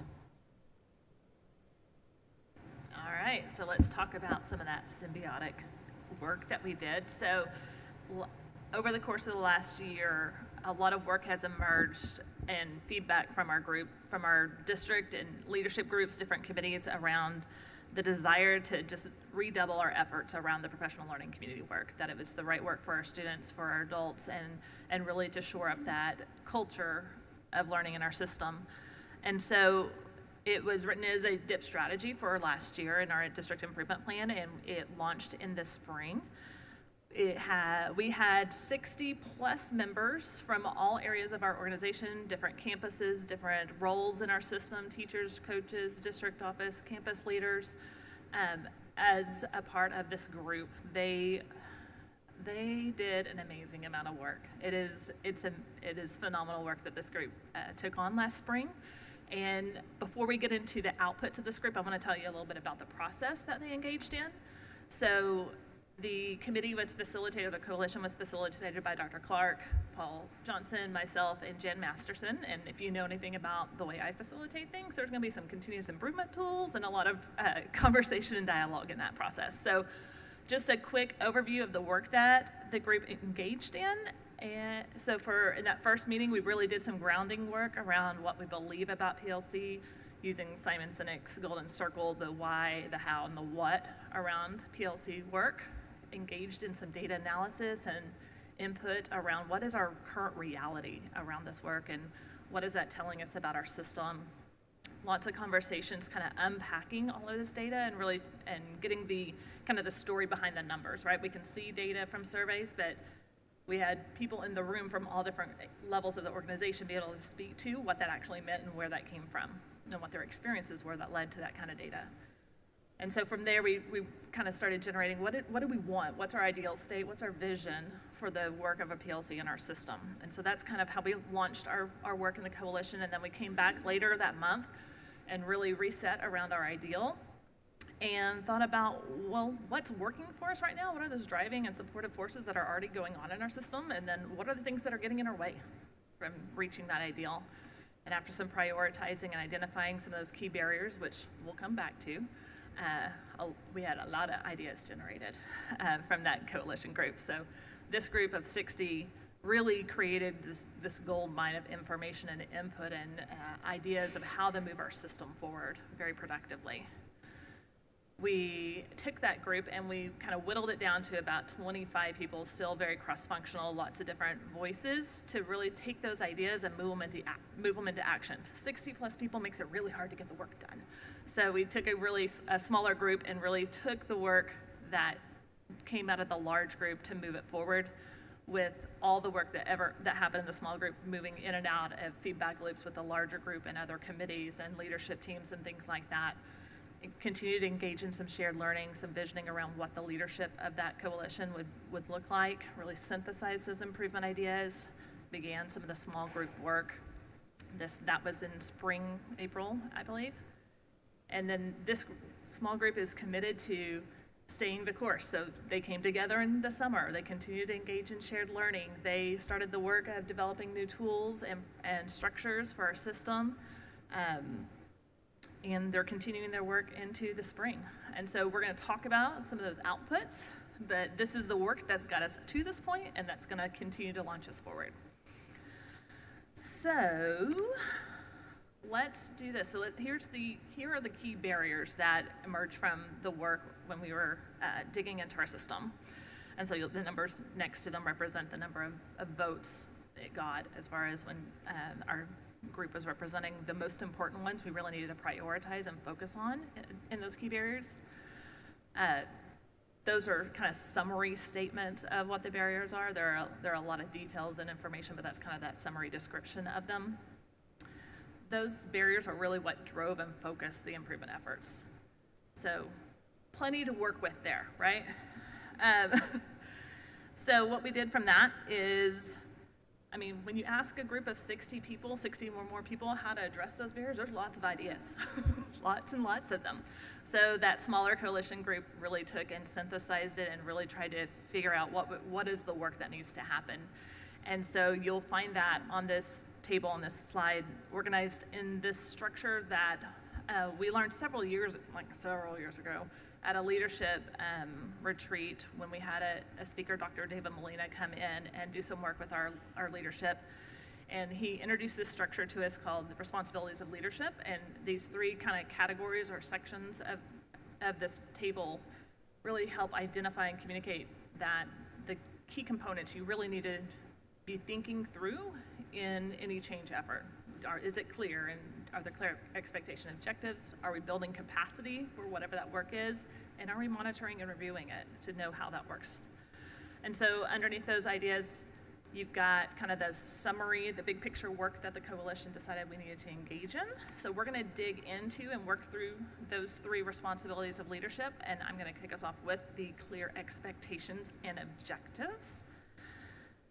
So we go back one more. So from the kind of high level, what the group wanted to do moving forward was really about creating clarity around the priority work with tools and time and alignment to support the efforts. And that was true not just in our PLC work, but of a lot of the work that we were doing as a system. So that is what drove kind of the work that we continue to engage in. So one of the first big efforts we engaged in, and this is work that extended well beyond the PLC Guiding Coalition, was work that overlapped with our professional learning steering committee and our leadership team at the district and campus level in designing our professional learning calendar. So systems and structures are your value statements. They look at your calendar, look at your bank account, that shows very much what you value, right? And so we wanted to be very intentional about how do we use our time, because it is one of our most precious commodities, to really further and support this work. So you will see a professional learning calendar that we are undertaking this year that has caused some big system shifts for us, but it communicates what we value. We are providing extended team time on each of our professional learning days to really engage in the work. Our campuses are getting more frequent time, but our teams are getting time that's dedicated to really digging in.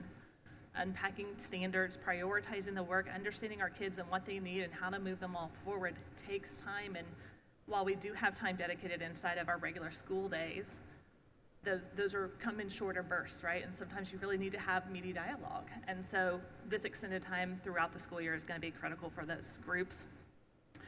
For the most part, our staff will be staying on campus and having those with their campus-based teams, but we'll also be having our singleton teachers who might teach cosmetology. There's not another cosmetology teacher on my team or on my campus, and having our singleton teachers coming together to have that cross-district collaboration around with their peers that do similar work. This also provides the benefit of our special education, our special program staff being able to push into those collaborative teams in ways that are very challenging during the school day. Right, they've got a caseload and they're supporting students all over the campus and not always able to sit in with a grade level team or a course team. And this creates a structure that now enables those conversations so we can leverage the assets of all of our school campus and our staff. So this is a big piece that we're taking on this year.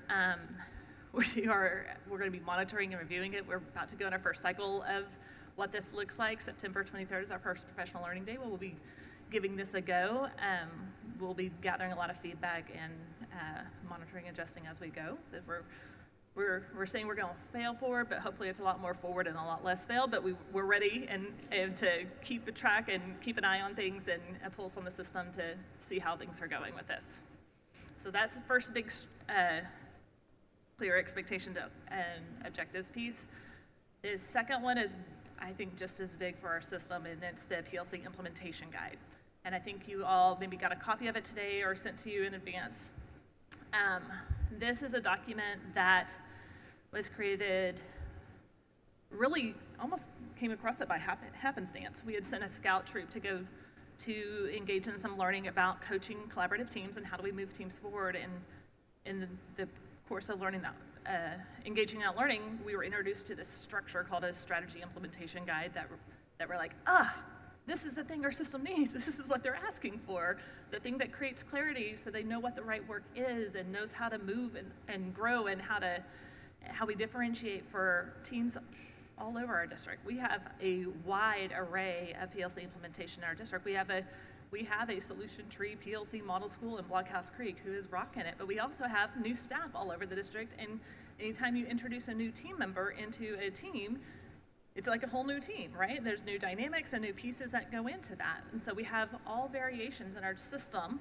And so what this PLC implementation guide does is it really more further clarifies what it looks like when you're implementing the PLC practices, from what the continuum goes from PLC light on the far right to PLC right. That's a really solid place to be. to PLC Bright, which is really what for us is the gold standard. And as you look into that, and we'll peek into it a little bit more later, you'll see a lot of alignment to the big work our system is doing around student ownership and ownership for the adults as well. All right. All right, and so as we move from those clear expectations and objectives, we moved over to the capacity building. So we have the focus, and now how are we going to build our capacity in that? And the group selected 2 items: tools, resources, and templates, and also learning and collaboration. So let's take a look at one of those capacity building, and that is our tool, PLC Reflection Coaching Questions.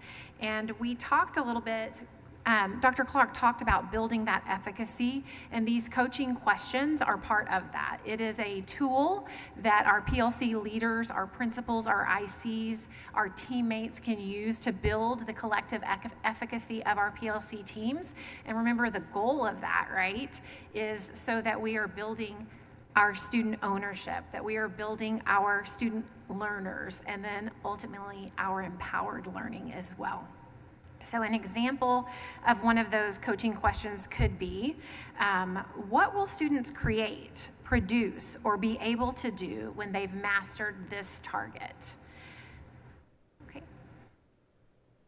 As we move from those tools and resources, the next thing that we looked at as far as capacity building is under professional learning. And we've given you some examples of that professional learning. A lot of these were foundational learnings that took place. April was talking about our 23rd date of professional learning that will be taking place. A lot of this learning took place this summer. This foundational learning was not just done with teachers. It was, think about the cascade again of our collaborative teams. This learning has taken place across our system. And then lastly, we have another slide showing additional examples of learning collaboration that we have provided system-wide. And we look at all of these as capacity builders. And before, we've talked to you about our lead measures and our lag measures. And if you can conceptualize all of this work that we're doing with our PLCs, these are our lead measures that are building the capacity that then we would hope to see the results in the lag measures. So after establishing those clear expectations and building capacity, just like in any effective classroom, our classroom teachers are always monitoring, they're reviewing to determine how are those student needs being met. We're doing that very same thing with our adult learners, and understanding, looking through reflection and those needs assessments, ongoing campus conversations about what are those areas that we need to strengthen, dig deeper into. So that is that work that is continuing throughout. So it's not a one and done, as we call it, when we're talking about monitoring and determining our place, but thinking really through this, it's an ongoing process. So this is a time in which we're going to be asking for that reflection. So each person who is engaged and committed in this process is going to be determining where is their current reality, what's their current state. So I'm going to use myself as an example. If I said, okay, I find myself in more of the PLC light area, I'm going to want to grow. So I'm going to be choosing and saying, what are those things that I can do? What are those actions? What is the goal I can set? What are my intentions I want to set to move myself from that right area over to, from PLC light to right, and eventually certainly over to PLC bright. So this, I think this is wonderful, because as we're thinking about this with our adults in our system, and thinking about the power of our adults sharing that and modeling that for our students, and that we are picking out specific areas with specific intentions, and to say, I know I achieved that because, look, I can do these things. So it's that same concept. So we started tonight talking about that ownership of learning and that PLCs are that vehicle with that. But I want to call out something very specific, is that because of the work that our professional learning communities, our collaborative teams are doing together at every level of the organization, this is going to impact our student successes, just what Chris talked about at the very beginning. So if you look at this next slide, so you can see where in each of these, it talks about teacher teams, right?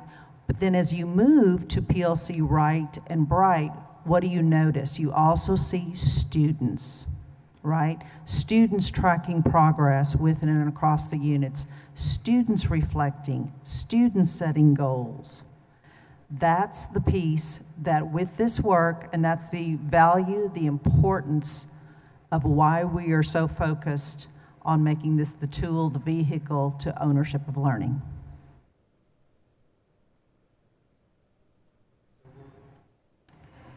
Sorry.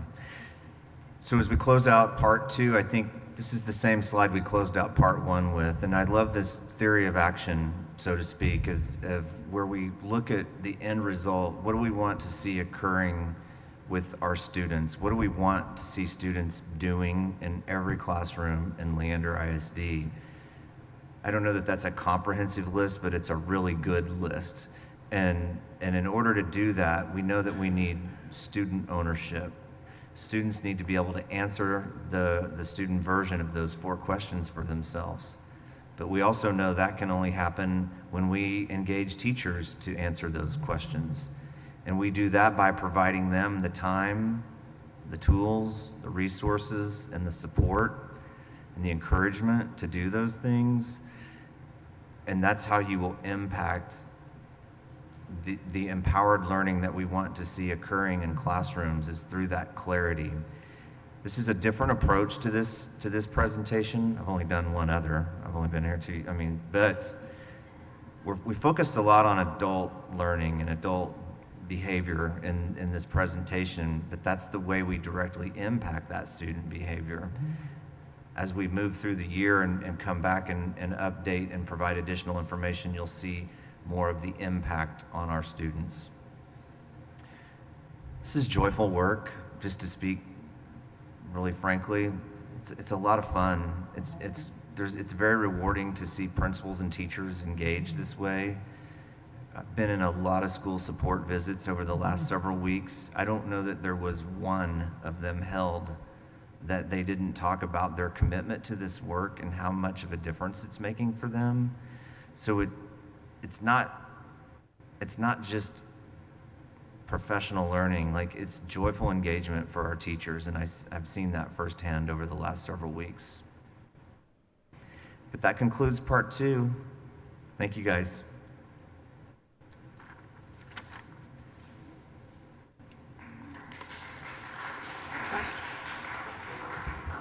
Thank you for sharing that joy with us. I really appreciate that. Can you talk to me a little bit about when does it happen? How does it fit in the day of our teachers? Absolutely. And that can look differently on each campus. And so some of those, like I was just at a SSV, Chris and I were at an SSV this afternoon, in which they have some extended time. So they're incorporating that differently into schedules to offer, like each grade level, each collaborative team, an extended time during the week. We are also then, that's comment I get, and y'all know I know we're a big system, and one of the things I always talk about is consistency, right? And I feel like for the first time in a long time, I'm seeing that consistency across the district, in all feeder patterns, I want to say that. And I think it goes back to those, y'all started with the campus improvement visits last year, and I got to actually sit down on one, because y'all know I have kids everywhere, and I just stopped in.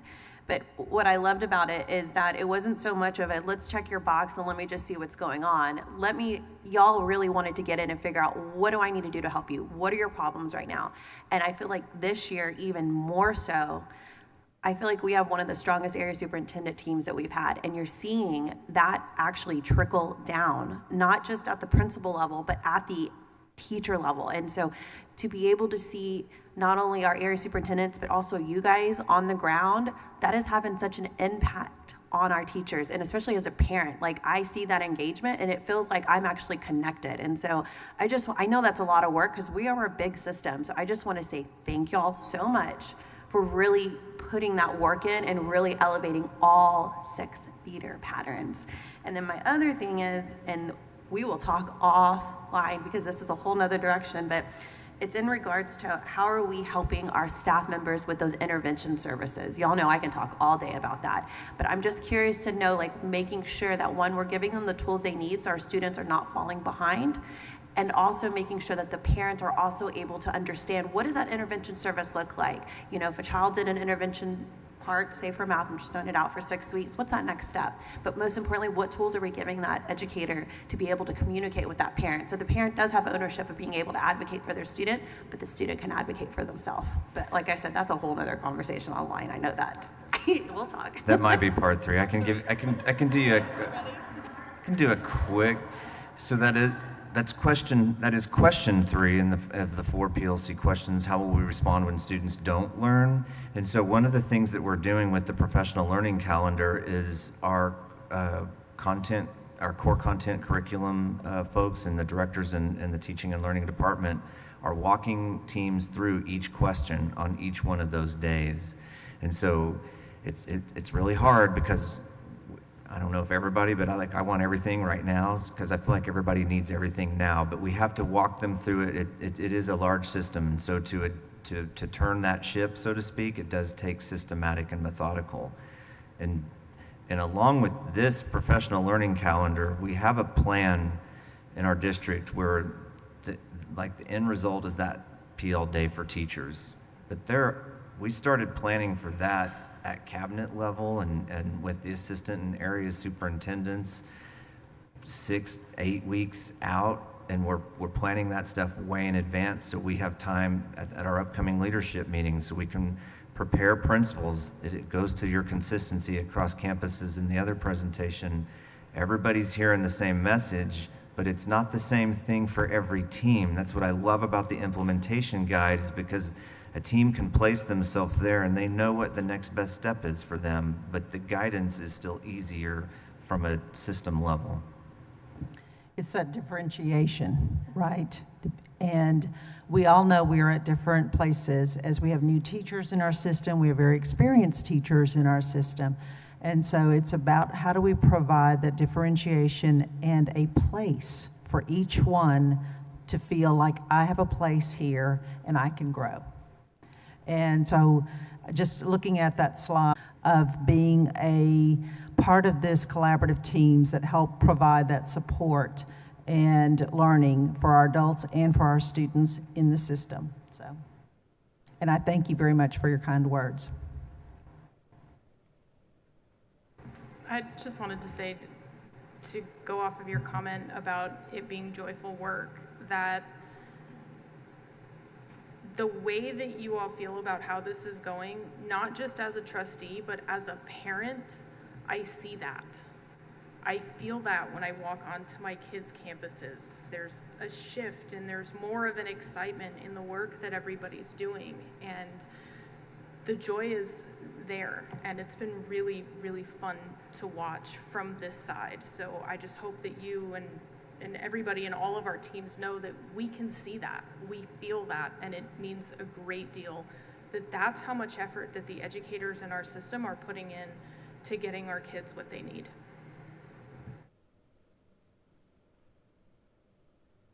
Thank you.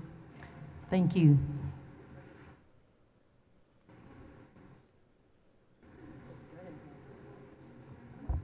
We're going to move to item 7A3, which is discussion of elementary tiered math initiative program evaluation.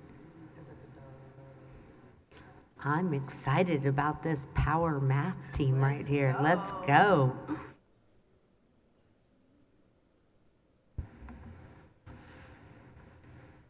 Well, good evening, board. Thank you so much for giving us the opportunity to share the evaluation that we've been working on for an entire year. So, oops. All right, get situated here. So really our purpose tonight is to give you a very high-level review of this evaluation process and our key findings and recommendations with the focus on the recommendations.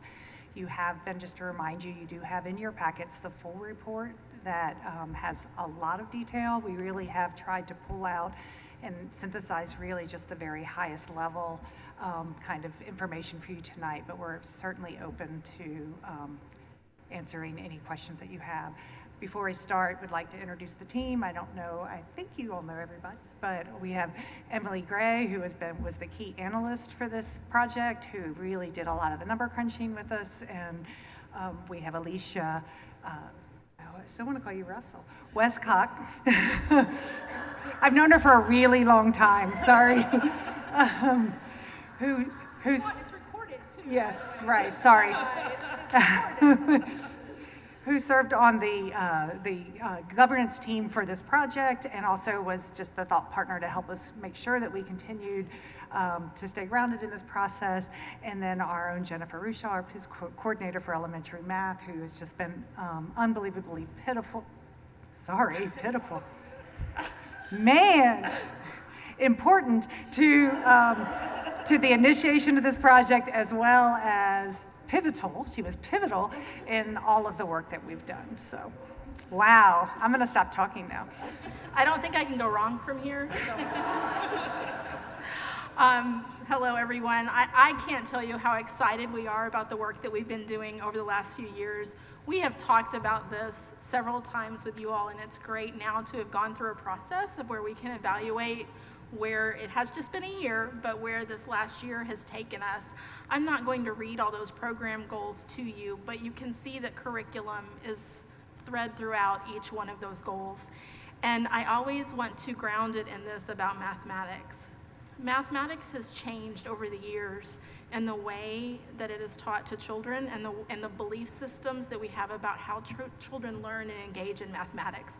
And it really aligns, as I've been sitting in here, with all of the things that we've been talking about tonight. It really aligns with wanting students to own their own learning. And even with all the big, not so fun stuff that might be happening with House Bill 1605 and the changes to curriculum, even what's going on with TEA and high quality instructional materials in mathematics, the vendors that have started putting things up there, it's conceptual. That's the direction we're going. The rubrics are about conceptual math.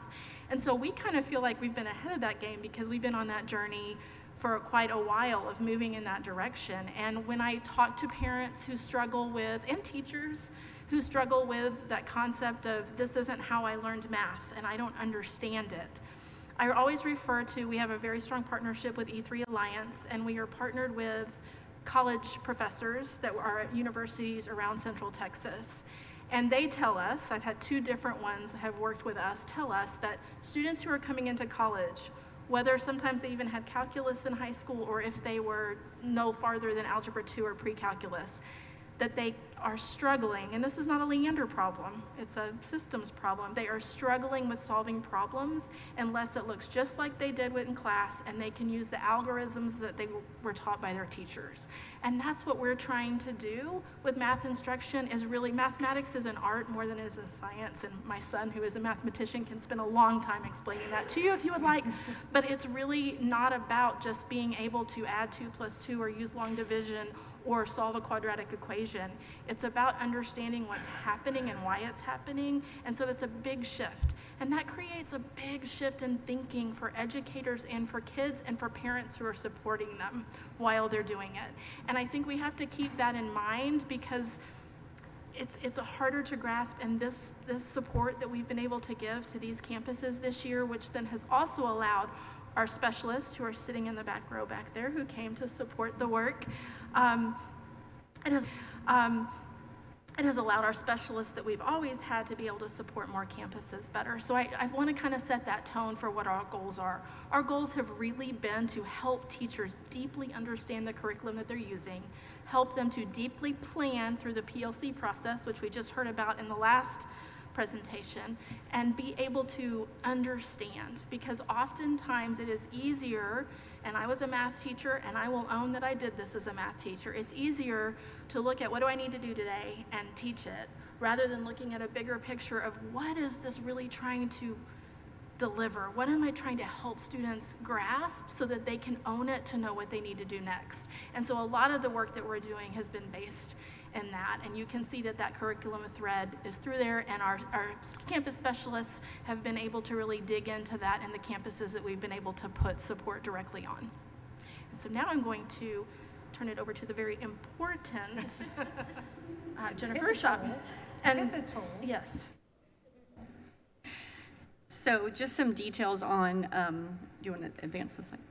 So as far as why is it called the Tiered Math Initiative is not because of the tears that were shed, but because of the way that we, prioritized campuses and the way that we were able to provide differentiated support.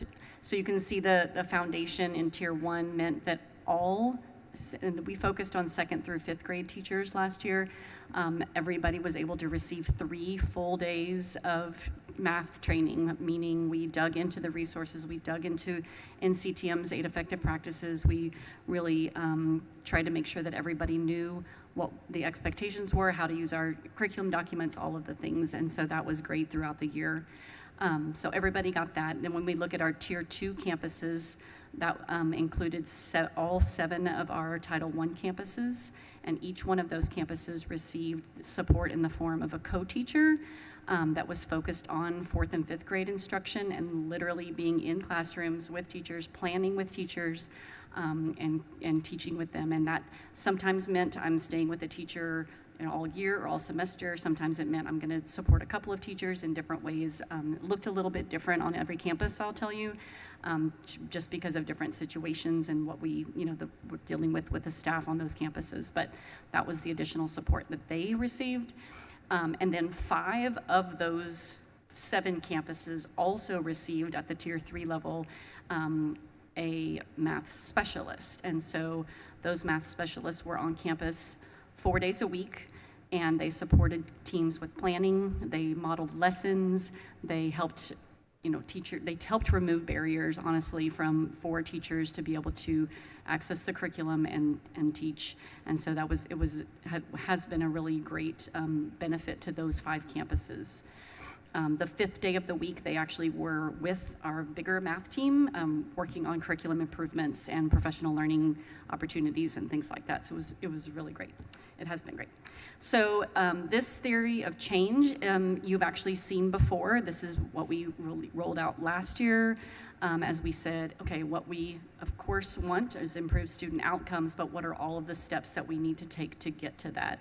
And so we are 1 year in to our commitment to all of these different levels of support, from professional learning to supporting leadership and having leadership on board, professional learning, the needs-based support. So all of these pieces, we know we're in a cycle, right? So we're constantly, okay, now we need to do this. Okay, now we need to come back here and provide this and provide this. And so we know that we're making steps, and we know what you're going to get to hear next is Sarah tell you about the findings from what we've begun and what we know is going to continue to get us to the outcome that we want.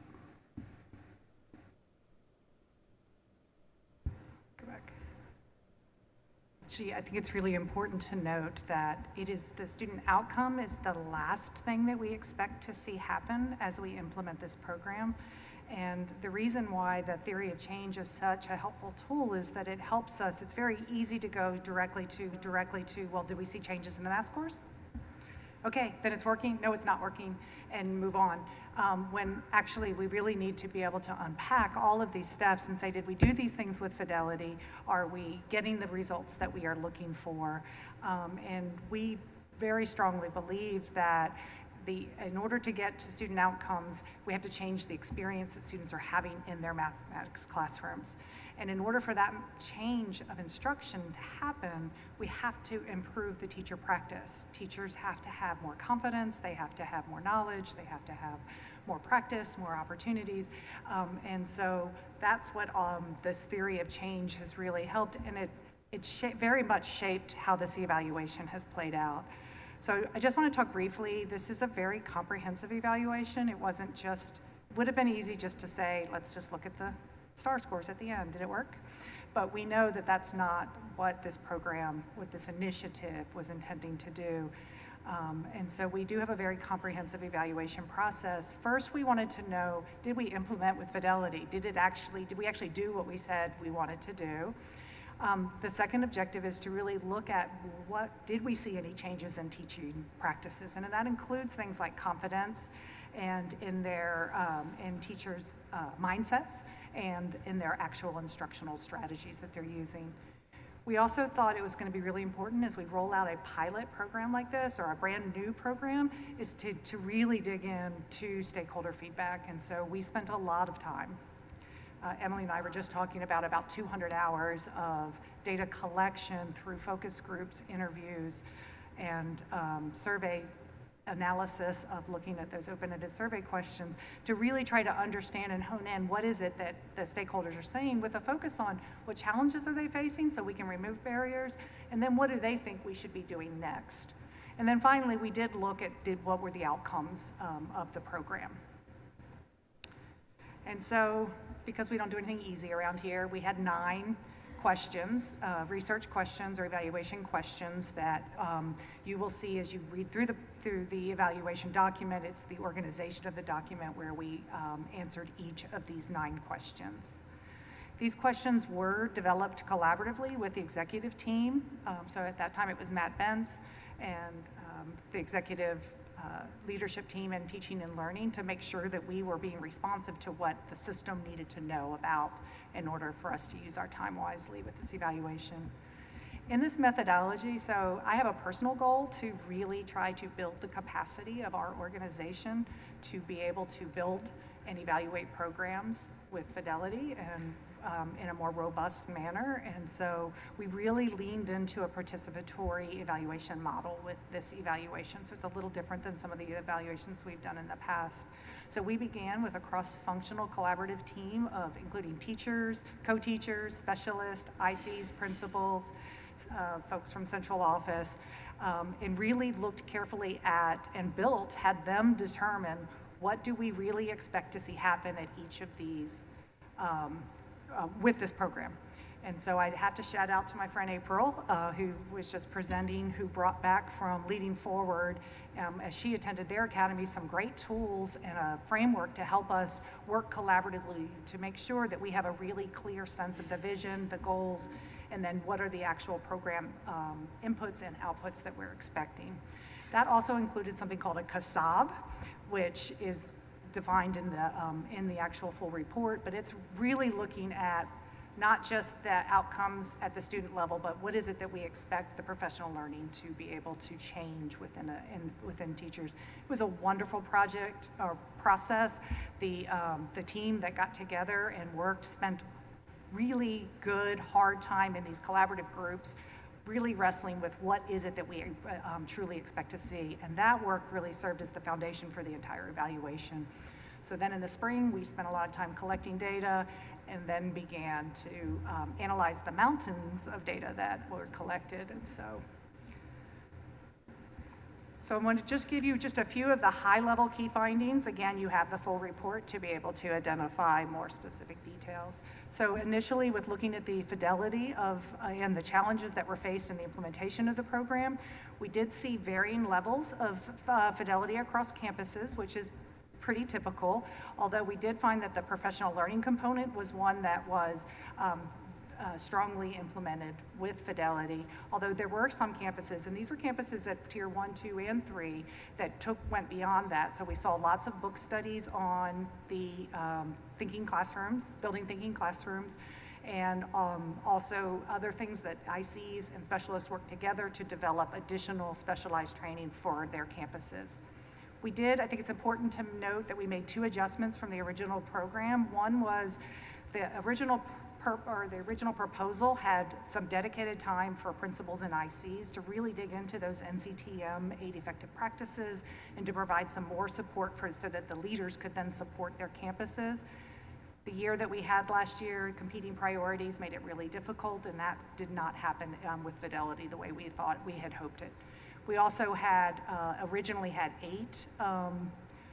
6 specialists One specialist was not hired. That position ended up being frozen in the fall or in the summer as we were going and hiring those positions. We had shortages of math teachers at the secondary level who were the ones applying, and we just ended up not being able to provide. Original plan was that the Tier 2 campuses would have a half-time specialist in addition to their co-teacher.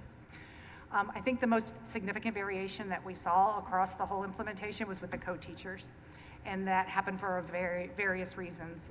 We mostly due to staffing challenges. So we had one campus where the co-teacher actually didn't start full-on co-teaching until this early spring, and that was because of some last-minute resignations, supports for some spirit exchange students or spirit exchange teachers, and some other things that just made, life happens on campuses. So we did see quite a lot of variation in the way that co-teachers were done. And then we also had this whole sort of idea of building the ship while we were building the plane while we were flying it, not the ship while we were flying it, while we were sailing it, I don't know. So there was a lot of, especially talking with principals and leaderships at campuses, that they felt like they needed a little bit more clarity and consistency with the staff. But of course, this was the first year and they were all trying to figure it out. And it was intentionally built to be able to be responsive to the needs of those campuses. So one of the ways that we measured kind of how effective the program is and the fidelity with which it was implemented, our hypothesis is that if teachers begin to use the curriculum with more fidelity, that we are going to see greater outcomes. Here you can see this was a subset of the surveyed teachers who had taught math last year in Leander and also taught math this year in Leander, and you can see considerable growth in their perceptions about how effectively they were able to use the EUSs and the resources. So this is a good indication of success of the implementation, and you can see that at the Tier 3, where they had both the co-teacher and the specialist support, that's where we saw the greatest growth in this. And these are statistically significant.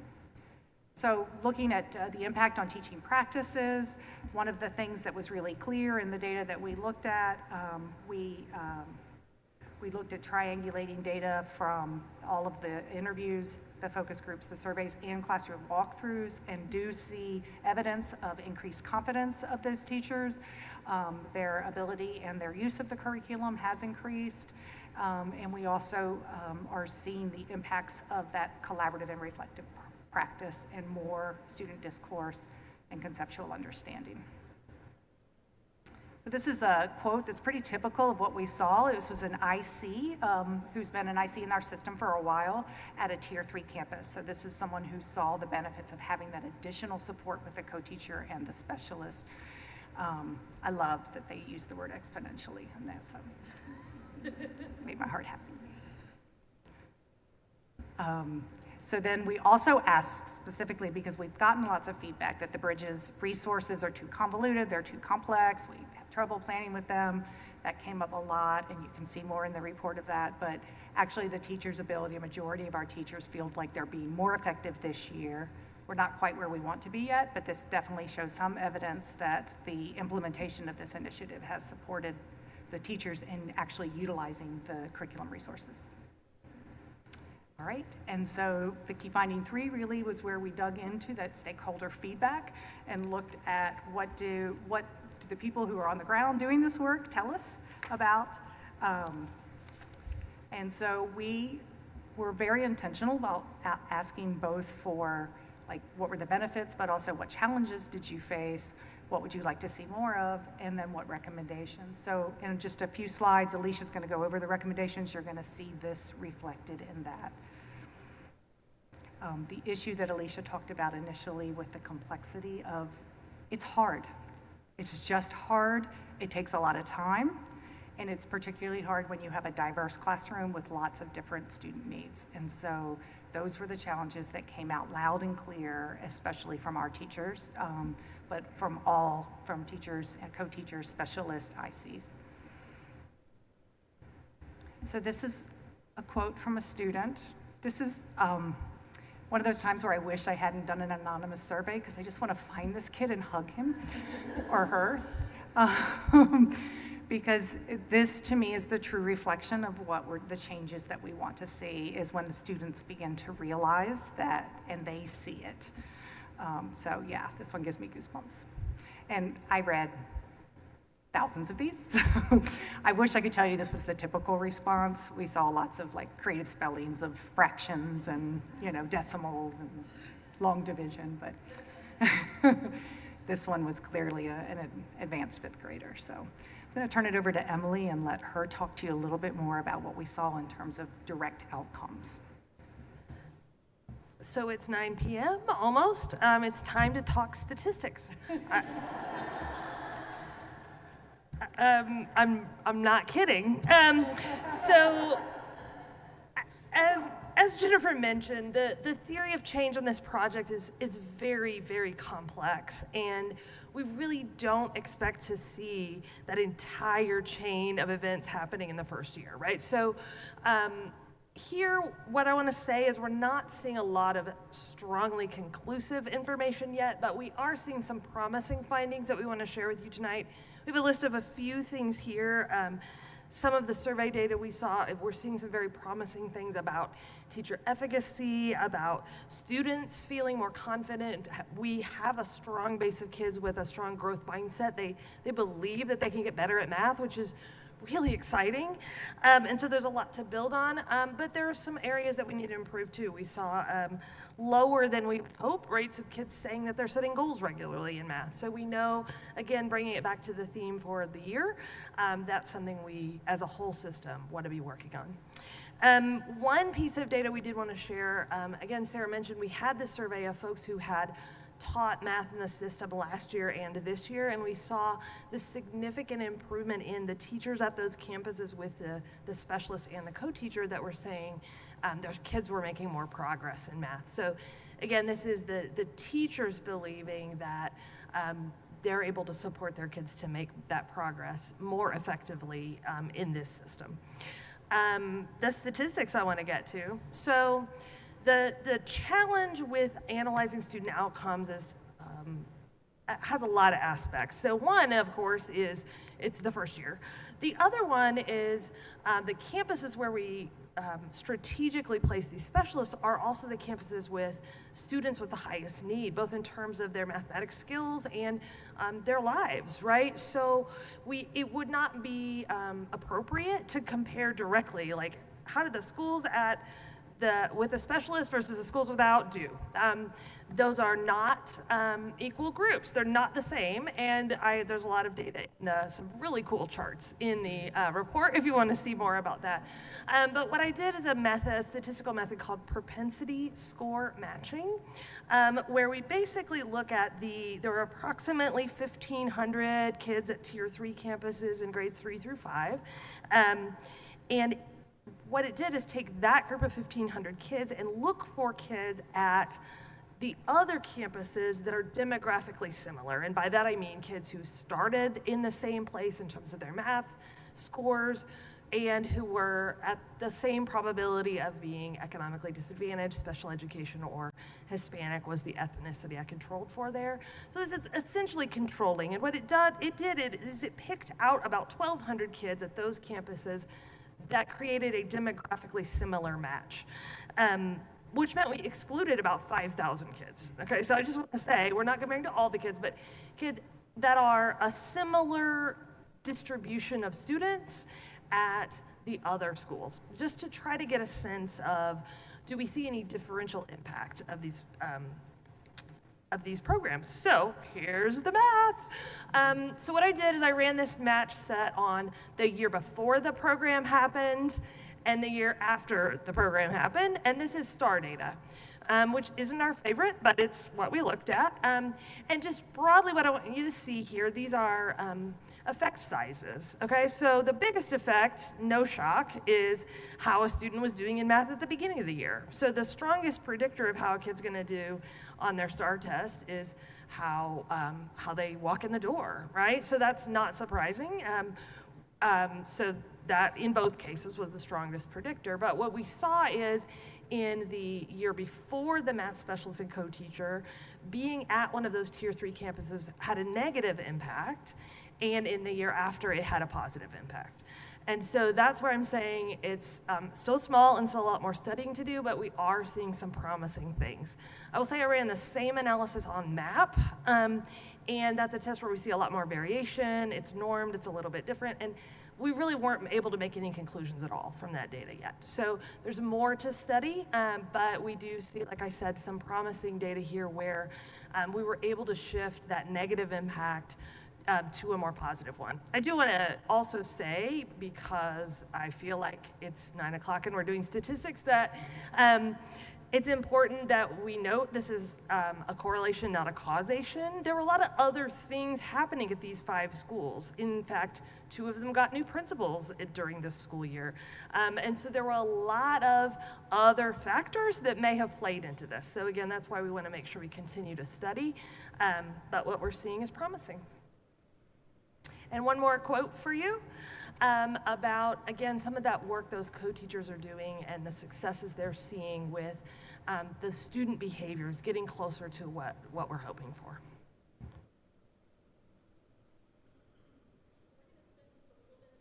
Sorry, we're going to spend just a little bit of time talking about those key recommendations. I think what's important to think about here is, again, relating it to the presentation that we just had around what's going on with the work in our collaborative teams, because there's a very strong correlation and probably causation around how teachers are learning how to plan the work that the core team is doing in a few weeks around question 1. That's our first focus. What do we want students to know and be able to do? And the work that these specialists on these tiered campuses have been able to support teams already in trying to make those plans. And while it's more anecdotal than it is factual in the actual data, I would say that we know that if we have an extra person on that campus, besides the one instructional coach that exists on all of our campuses, we know that there is the potential there for that to have a very strong impact in instruction. And again, the passion that these people have. Alex Smith is in that row back there, probably trying to hide when I say her name, who is a math specialist at one of these campuses. And she didn't have to be here tonight. She could have watched this on television. But these people are very passionate about what they're doing, and they're having the opportunity to very, very directly support the instruction that's happening, as well as the planning that's happening around the curriculum documents. And so it's a lot different when I might have to call Lori McKay to come to my campus because she supports 10, whereas I can reach out across the hall and ask the person who's on my campus to be able to say, can you come and help me plan with this?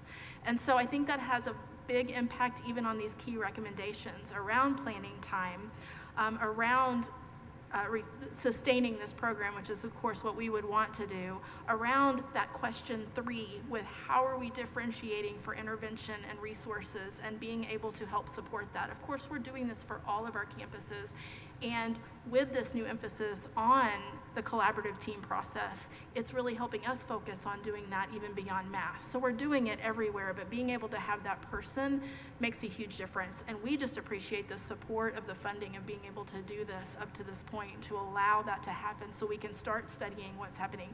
And I think Sarah's point's really important too. While this did go on for a year, it was varying degrees of when this was able to really start, and having new teachers, new specialists, new co-teachers being on campus and really trying to learn the data of the students within those first several weeks of school and then really get things moving. Now they've been there a year, we were able to really kick off early in the year to start really helping to support those teams. I think the increase in parental engagement in math learning has a lot to do with what I said when we were talking about goals, right? We need to find those opportunities to be able to bring our community in to understand better what learning and mathematics really looks like and how it might be different than how it has been before. And then of course, the professional development that we're working on this year regarding the collaborative teams, as well as using this data to help where we can really refine in support for number corners, support for different parts of our curriculum, and taking that feedback around the complexity of our curriculum documents. And while we know it's critically important for teachers to go through the process of really understanding what students need able to do and why, there are ways that we can look at to help them see that in an easier way. We also have had a changing face of our teacher population over the last several years. And so we're looking at the ways that we can continue to help support them as they're navigating what might be very different for them.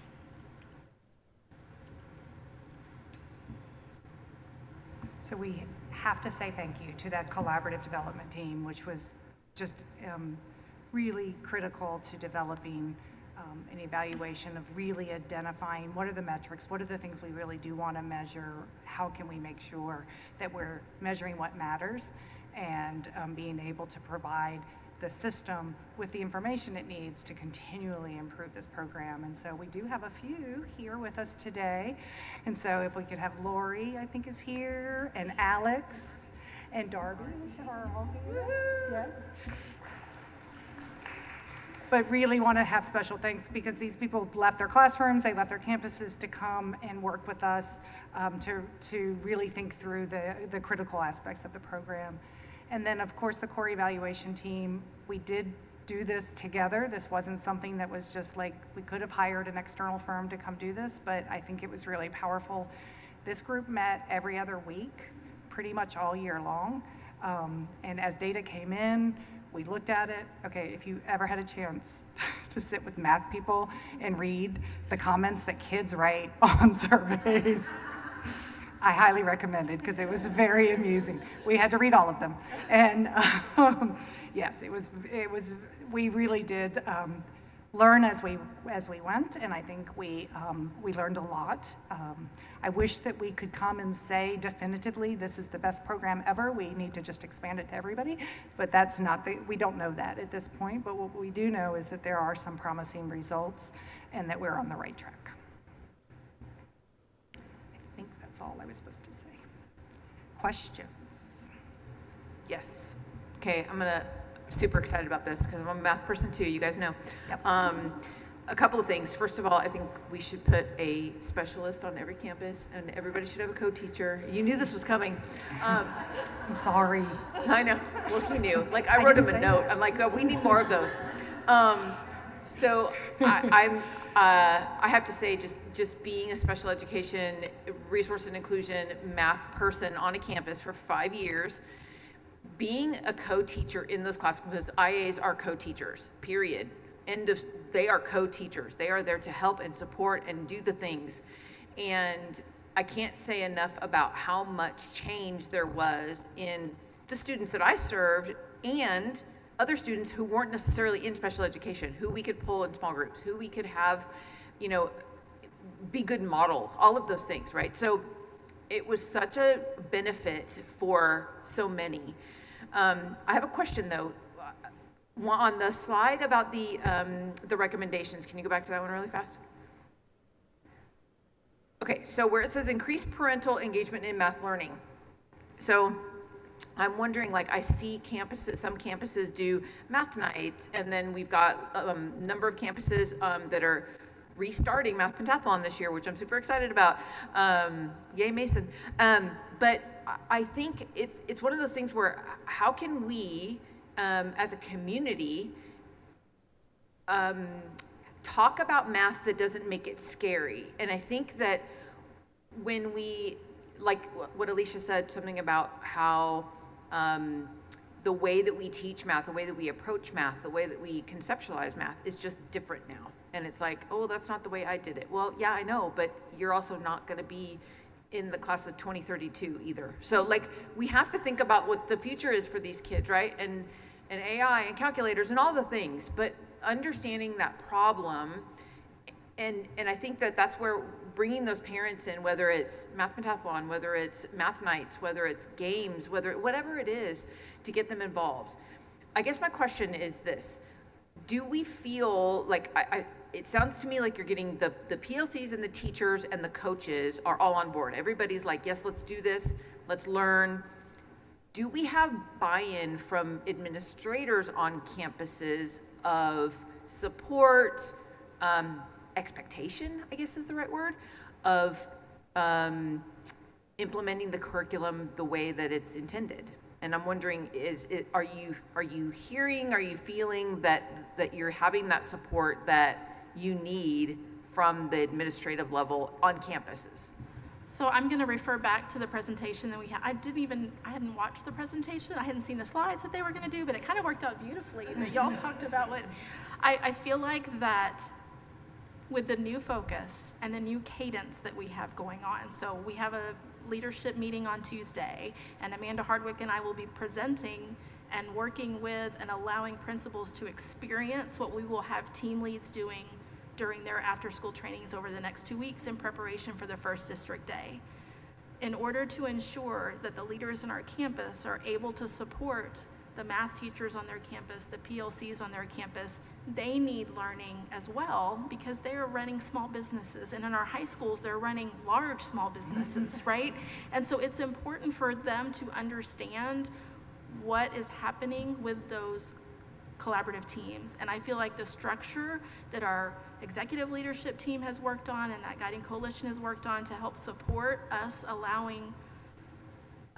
giving us the time to help teach, and not teach isn't the right word, but help have principals have the experiences that teachers are going to have. And then we're asking them to really reflect on, okay, so as the leader, now what do I need to do to support those teams on my campus? And I feel like that a lot of our leaders have very strong relationships with the specialists on their campus, the specialists off their campus, whether it's the principal or the IC, to reach out, to walk classrooms together. Let me walk with you so I can help you because I'm the content expert. So I can kind of help you see these are the kinds of things that we want to see in classrooms. We've also worked on creating these one-pagers in every content area that talks about what we want to see less of in classrooms and more of, and how do we look at that as a continuum of pushing that way and walking in classrooms to say, this is what more of looks like in math so that we can help support those administrators and seeing that connection to the curriculum. So it really is about learning. And as Sarah mentioned, it isn't something that we got to do a lot of that we wanted to do in this whole process of ensuring that the learning was happening simultaneously, but I feel like we're on the right track to make that happen now with the way that we're supporting leaders in the learning around PLC processes. Yeah, it sounds to me like we talk about everybody in our system being a learner, and this is scary stuff even for adults, right? Because they don't understand it. And when they understand it, they go, oh, that's really cool. And then they get like, oh yeah, I can support that because now I understand it. Whereas if it's this big scary thing that I'm not sure of, then you want to avoid it. So I appreciate that. I love this whole program. We know that our math scores were an issue, have been an issue. It's not just Leander, it's the entire country. I feel like we're taking the right steps the right way to get better. And like you said, it's not going to be it's not an overnight sensation, but we're taking the right steps to build in the right way. And I think we're on the right track. So thank you guys very much. I will follow up, Christine, just that I had a chance in conducting the focus groups and the interviews with principals. I spoke to 13, I think, total principals, and places where the principals did feel strongly and had math as a initiative or a focus for the year did make a big difference. And most of in addition to talking to the principals, I spoke with the co-teachers and the specialists and the ICs. And so the leadership role is a very critical role in this. And so I really appreciate that question. And I do see a lot of support building towards it. So I'm kind of piggybacking off of the increased parental engagement in math learning. Like, how are we measuring this? Because we know right now, like tonight, I missed my kid's curriculum night, 5th grade. But what I loved about it, it was specific to 5th grade and it was in the classroom. So I got to ask those questions that most parents are gonna ask. But we know that's not consistent across the district. So I guess what I'm trying to understand is how are we going to measure this? Because we know we have campuses doing this already right now. We know some of them go the extra mile, some of them, again, I know it's gonna fit with their community. But as a parent, kids all over the district. it's interesting to me to see the information that comes out of each different schools. For instance, one of my students has had a student portfolio since 3rd grade. He's been able to track that information to 5th grade now. And it was interesting because it's been really catered to him because he wasn't very technology-wise, and so we had a binder. But we know that doesn't happen across the district. So I guess what I'm looking at is how are we going to measure that parental engagement per each campus? Well, we know each community is different, but like, are we going to encourage those curriculum nights? Are we going to encourage specifically math curriculum nights? Like, that's because I feel like, yes, we all did different math, right? But when it comes down to your kid and you want to learn to figure out what's best, how to support your child, and just being able to meet parents at that level and give them the tools they need, even if it's going to fly over their head, because I'm going to be honest with you, that first curriculum night with my oldest, I was like, what are we doing here? But it opened up that line of communication for me and be able to ask those questions and know what to look for. My other thing, and y'all, intervention must be the word of the night. So I'm just wondering again, because we know we have students that suffer from dysgraphia, and we know I, as a parent, had a hard time getting my child those services because for whatever reason. And so again, I know we're gonna have a part 3 about this, but I'm just curious to know, how are we measuring those intervention services, ensuring that students are getting stuck in that 6 to 8 week window? At what point do we're saying, hey, you know what, you obviously need an IEP. How can we ensure that you're getting that differentiated instruction so we can see you excel and grow, but not wait that 9 months? Because either the parent, assumes the child's an RTI and everything's fine, when in reality, the child could have been making better, progress because of the intervention services we need. And then on top of that, how are we supporting our staff with those intervention services? So those are great questions. I'll start with just the part about the measurement, and then I'm going to let... So interestingly, the parent engagement piece was not a part of our original logic model. You don't see it in our theory of change. It emerged from the data, the qualitative data from our stakeholders. And so we currently don't have a way that we are measuring that, but now that it has emerged, and that's why this process, it's so important to have the stakeholders engaging in this process. We need to now go back into our theory of change, go back into our logic model and talk about, we don't have a component, although we don't have a formal component built into this initiative that is related to parents specifically. The idea about differentiation and intervention, we knew was an issue. It definitely emerged as a major theme coming out as well. And so again, that's part of this process. That's why we take the time to talk to the people and find out what's really going on so we understand those barriers. So I really appreciate the question. I think we're now challenged with going back and thinking about, do we need to add components to the program, or do we need to do something differently, and how will we measure this moving forward? And then I think Jennifer wanted to... So Jennifer can speak to, within our resources that aligns with our curriculum, we actually have an intervention component to that teachers are trained on. So she can kind of speak to how that works within our system now.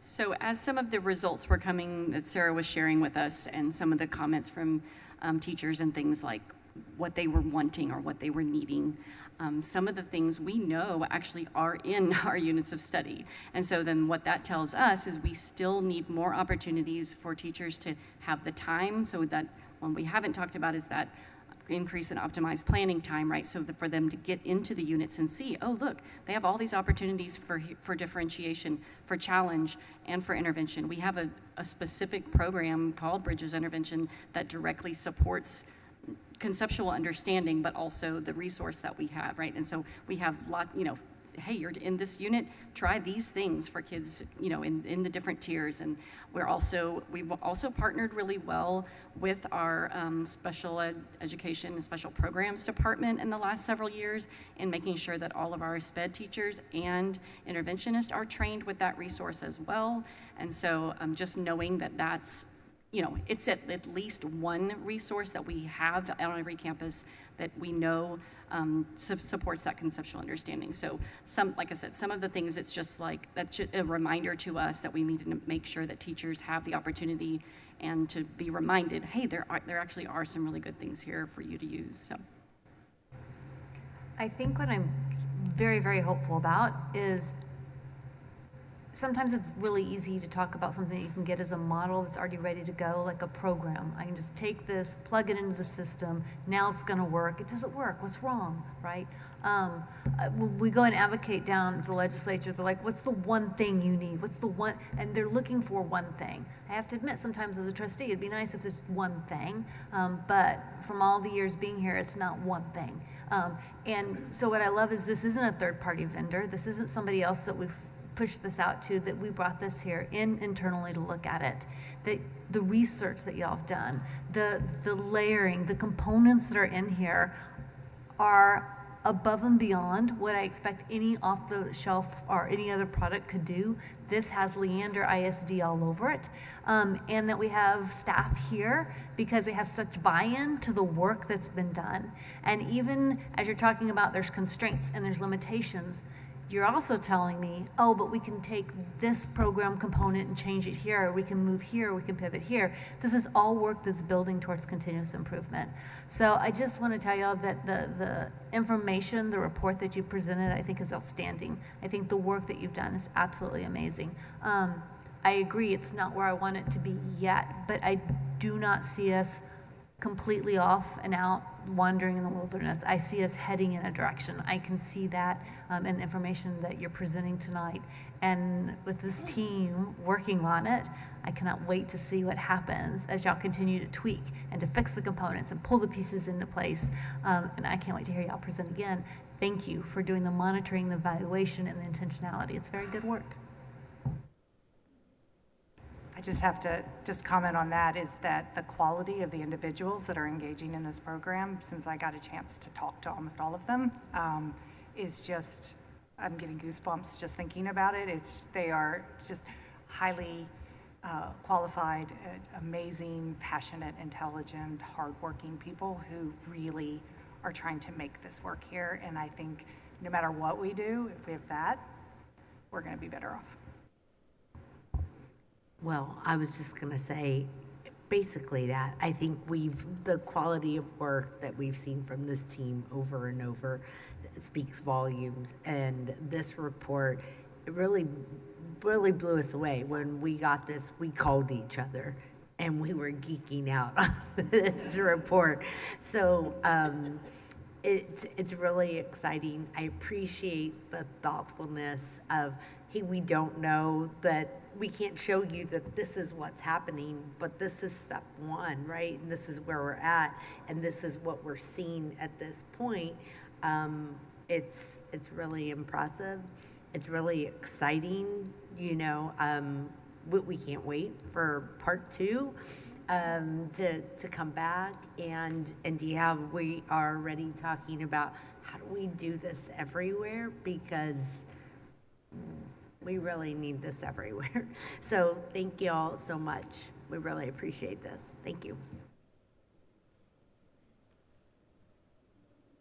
All right, we're going to move to our next item. It's 7B1, which is discussion of our 2024-25 Superintendent Evaluation Instrument.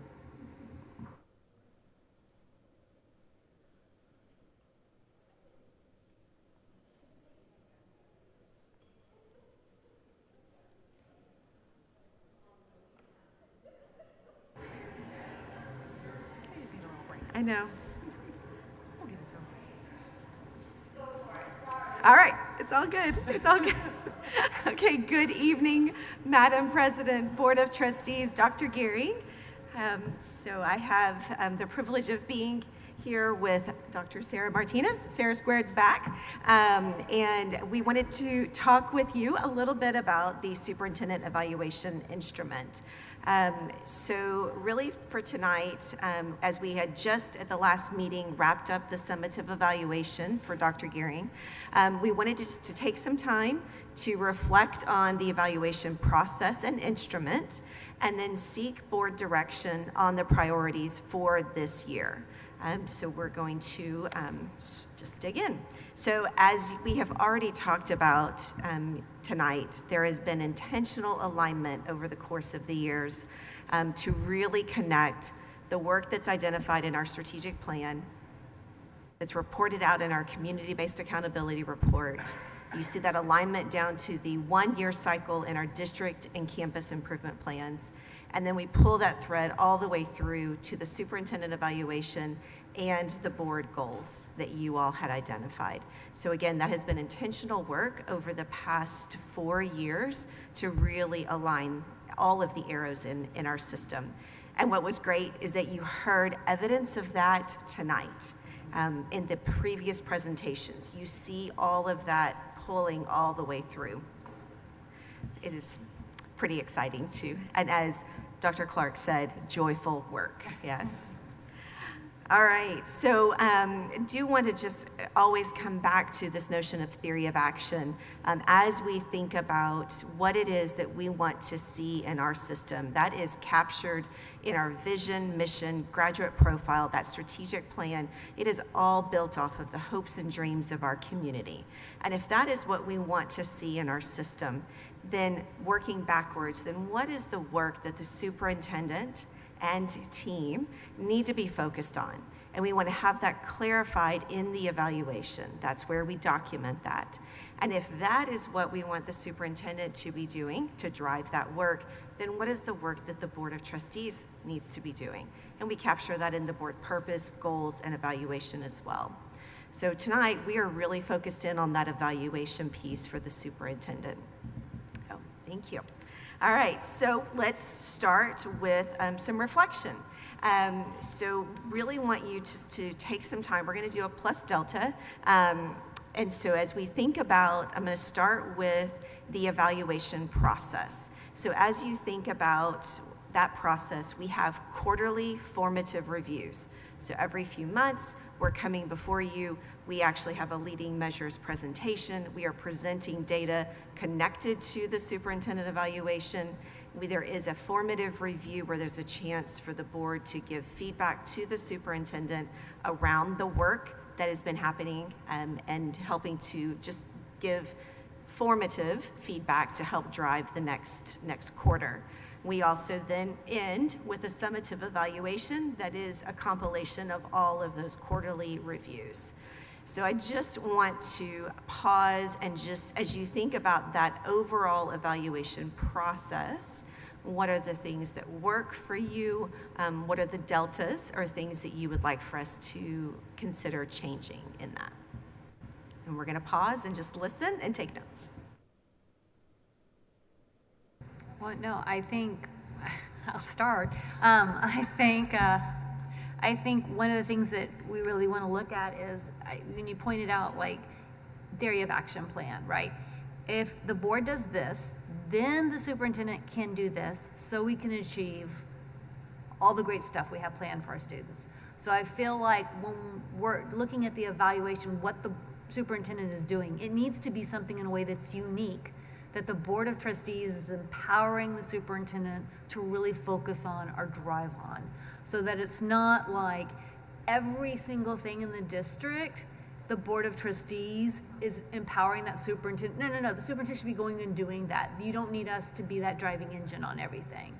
So in that theory of action, it's like, okay, then where do we want to focus and say, as a Board of Trustees, this is where we want to focus our superintendent. So I do think there needs to be a narrowed focus. To piggyback what she said, the presentation we just did, this board empowered Dr. Gehring and y'all to find a solution to what is going on with our math department, not department, but scores, and how can we help our student scores, improve. I feel like that right there is perfect. Like, we gave a direction, we saw a need, and now how can we find out, like, are we making progress? Like that's what I think, that's what I like. I like the formative reviews that happen every few months, because in my professional life, I was fortunate to work with people who, when there was a problem, we're going to talk about it right when it's happening. We're not going to wait until your annual review to talk about it. We're not going to wait until 6 months later and nobody even knows what you're talking about anymore. I appreciate the quarterly process because it allows us to let Dr. Gehring know what problems we're seeing, what things we're hearing about, in a more efficient manner, so that way we're not handing like a huge list once a year. And I feel like that opens up to our admin and our staff as well, because it's giving everybody more time to process the information, to process the problem, and it empowers everybody, like they were saying, to do more work in a timely manner, as opposed to, hey, this got really bad because we've all just been sitting on it until your annual review. I'll say that I like the formative, I like quarterly, but I don't think any of us are waiting for that.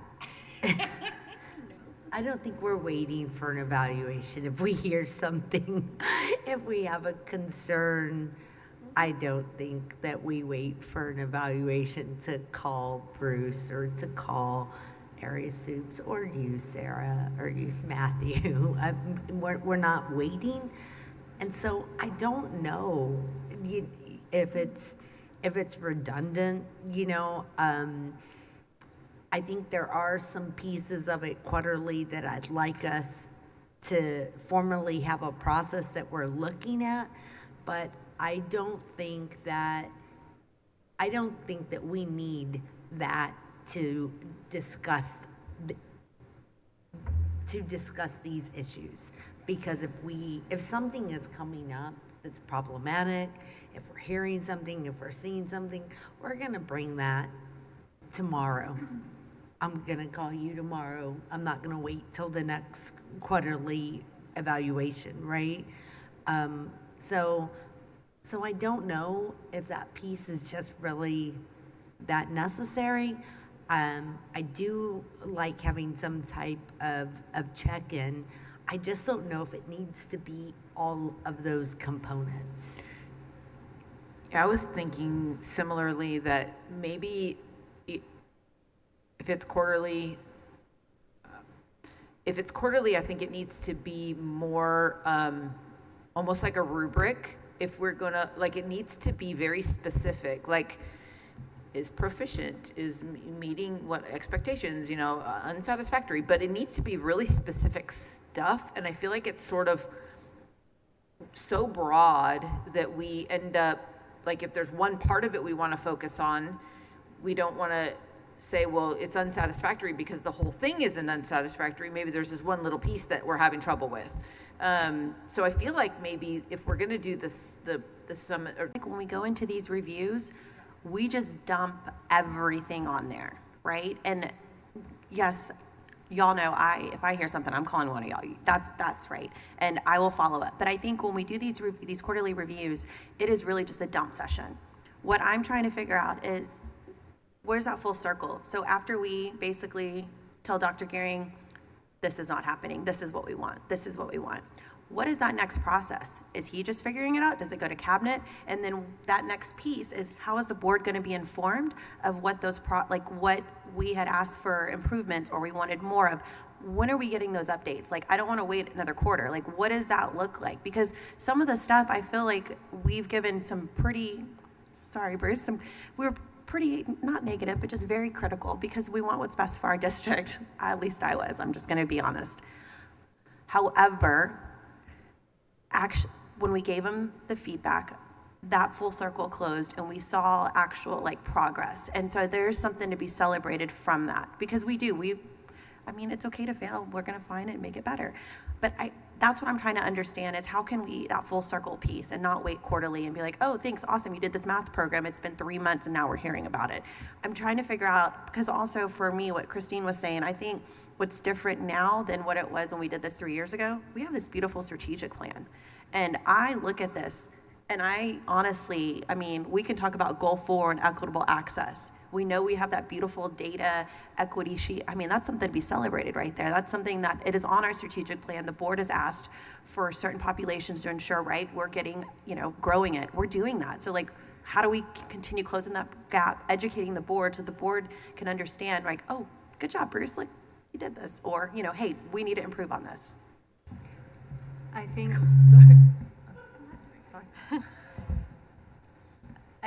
I agree with the concepts on rubric.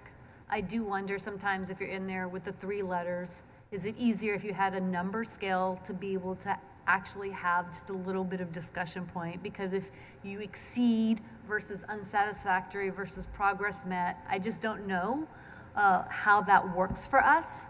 I'm not really sure what that scale looks like though, but I'm just thinking back to the conversations that are with it. I just don't know if they allow for that opportunity to really have that extra piece. I do think absolutely we didn't have a strategic plan before Bruce. And so, there is the risk of, I felt like our evaluations, when I was first on the board, we had a huge, like almost binder of all the things the superintendent did, and that's almost where we're going back to again. Then somewhere in the middle, we had a completely shrunk down version where it was almost like a checkbox. So I think we're ready to kind of find that sweet spot right in the middle. I think staying on our strategic plan, and I don't know if that means we necessarily need, again, to cover everything on our strategic plan, or if as a board, we need to pick what are a couple of things we're gonna follow this year. And I don't know, that could be really hard because we all have favorites. But when I watch us get talking, we can get aligned really quick if we know it's going to move a needle and change something for students. And we do have more than 1 year term, so we will be back again. We can keep adding to the list or changing. But I think there is something about trying to figure out how to strategically narrow that focus. But I think academics too, still it is a requirement. But my question is, and I asked this when we looked at the last evaluation, in that academic requirement, you got HB3 goals, you got your, the commissioner's worksheet you can fill out, you got all these different ways, and a lot of this data is required, but is there a better way for our evaluation that we could really highlight, these are the main academic goals we're going to talk about? Are we going to talk about CTE and our kids and what they do when they leave the system? Isn't that an important outcome? And are we going to focus on reading at 3rd grade or whatever, but can we narrow our focus? I also want to, as we're talking about this, make sure we have a lot of respect and trust and belief in our superintendent. And I hate when we talk about proficient and progress report and things. He is a professional that we we value and we respect. And when I say I don't need like this ongoing quarterly, it is like a lot of you said, we have a relationship with our superintendent. All of us meet with him at least once a week, and we have these conversations. And so if I received something, saw a board book, and I'm like, hey, I really want to talk to you about these math scores. Can you tell me what we're doing? And he's like, you know what?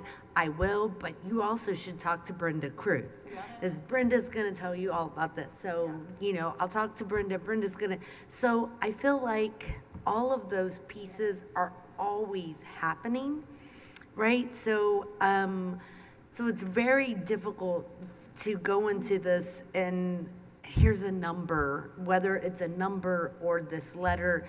It seems kind of just, it's very, I don't know what the right word is, but it's just not fitting, right?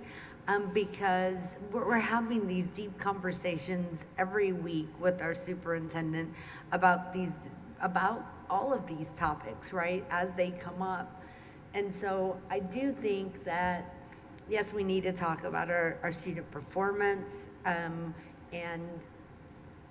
I think as a board, we look at that and say, what is for, this school year, if we look at there and we want to say these 1 or 2 things, we want that to be the thing that's really guiding a lot of the work that we're doing.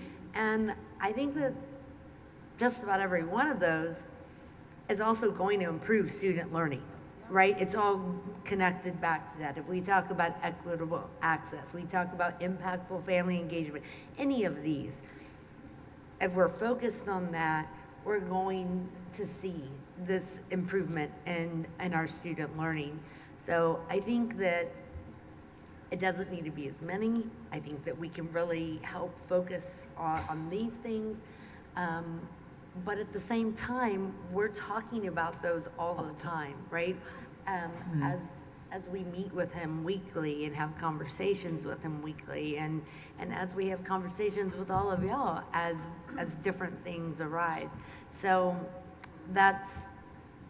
I just want to make sure that as we're talking about progress reports and things like that, that it's clear that we have a lot of trust and respect for all the work that Dr. Gearing does and all the work that y'all do. And because we have constant communication and open lines of communication with you, I feel like I'm able to get the answers to this. And I know all of us, we can get the answers to this information outside of a quarterly.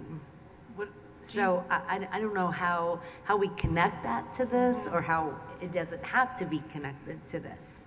Gee, what if we did like a semi-annual instead of a quarterly? What if we did like halfway through the year and then the summative?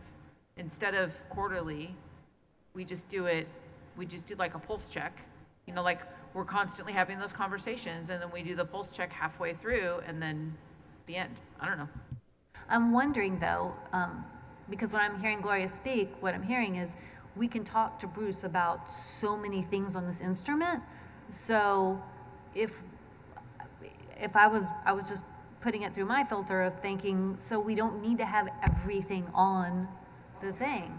So then if you do quarterly and you've simply narrowed it down to like a couple of things, then you don't need to go through all of that because you're already doing that in your weekly conversations. You have like your weekly mini evaluations. So you're just so I think that's important, is to, then we'd have to narrow down what we're all gonna agree of saying like, look, as a corporate body, as a board, this is what in here we wanna spend our time focusing on this year.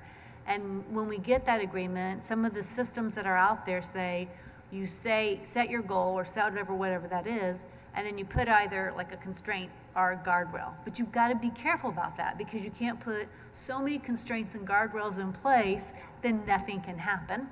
But if you say, well, you do this, make this happen at all cost, sure. Bruce is amazing. He can make it happen at all cost, but then it's at all cost. And then we'll be, oh, I didn't mean that. So I think there is important to have that intentional discussion, but again, narrowed. And then I think that takes care of the fact that we're meeting weekly and we can get through a lot of these issues, but not through the evaluation. I guess my question to that is, so we would need to have a discussion at the board level, because obviously we can't all talk, right? Because of daisy chain. So I guess we would have this conversation at a board meeting and kind of decide what directives or what we wanted to use, I guess, as far as goals for measurement for the evaluation. Is that what y'all are saying? Yes, well, Sarah would help us with that, right? Oh God, here we go. Here's our board priorities. I will say too that I like the twice a year, and there being that check, right? Because if you've had conversations and you feel like, hey, I'm having these conversations and I'm not feeling like we're making movement on this, and I really want us to have this discussion, it still gives that opportunity to do that for everyone. But it can also just be, hey, here's a pulse check of these different things. I do think the formatives allow the opportunity for the board corporate to have that feedback session, because yes, you are right, there's ongoing conversations. We are working collaboratively on lots of things, but to be able to have that collective conversation, I do think there's a positive piece to that, whether that's quarterly or not.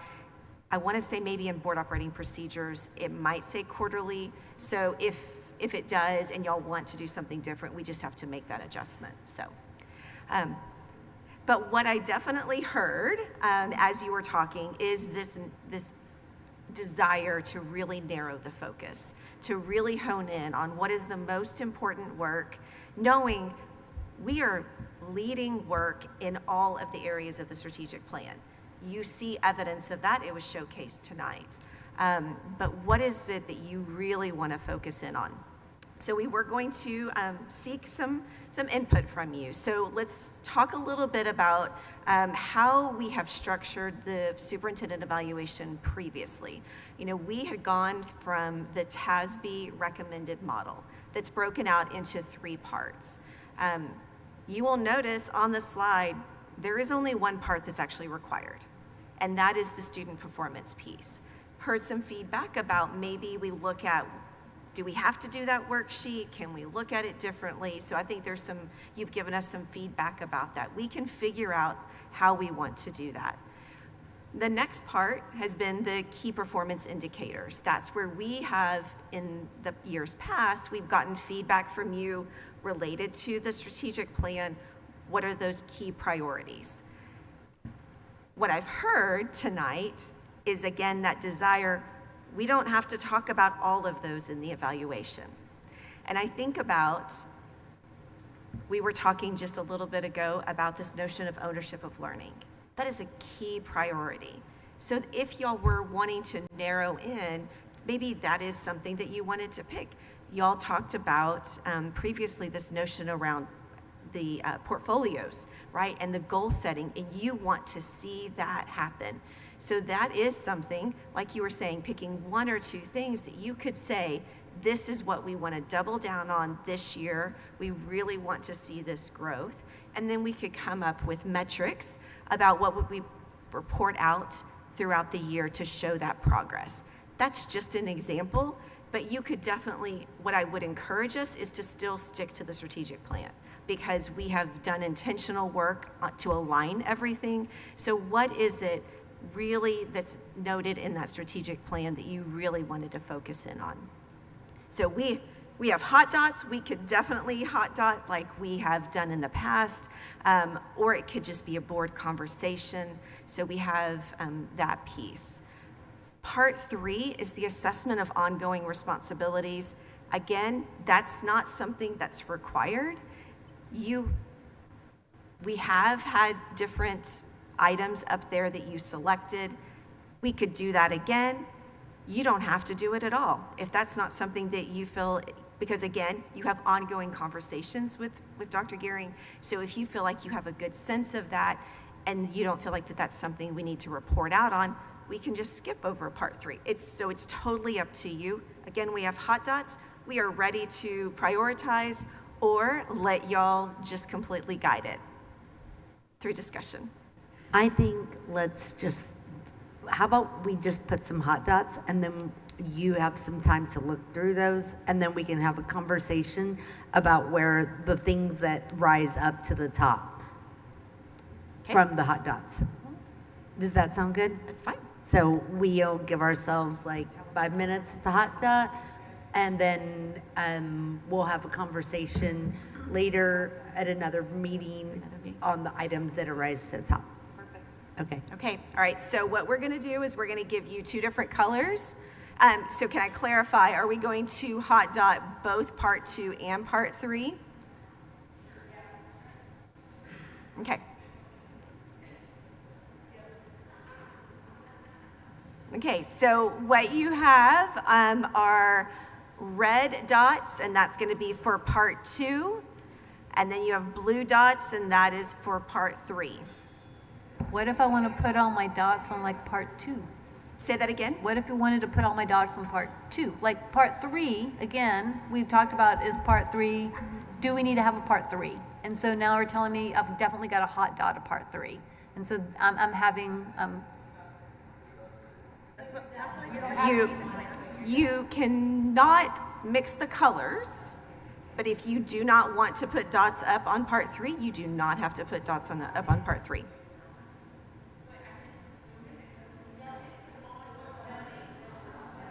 You can put all 3 on one thing. You can do all of your red on part 2.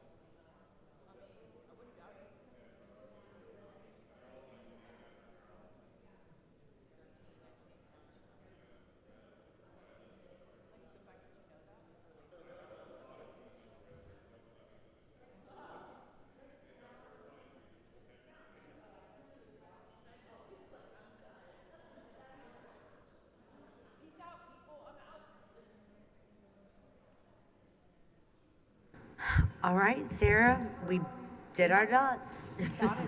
Okay, so from this, what we'll take, Sarah and I actually are meeting tomorrow, and we are going to process all of this, and we will put that back out to you all. I guess my question would be, so Madam President, you had said about doing the hot dot, and then we could have another conversation. So we can definitely just schedule that on the next board meeting to bring this back for clarity, because what we want to make sure is that we have a tool that is meeting everyone's needs and really helps to drive the work that we know we want to see in our district. So we'll bring it back on the 19th with the plan of, we really want to get this evaluation instrument finalized, hopefully the first part of October, because again, school year started and we want to make sure that we give the superintendent clear direction. Okay. Thank you.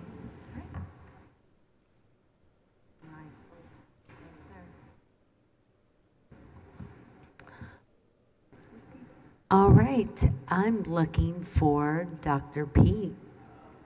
Dun, dun, dun.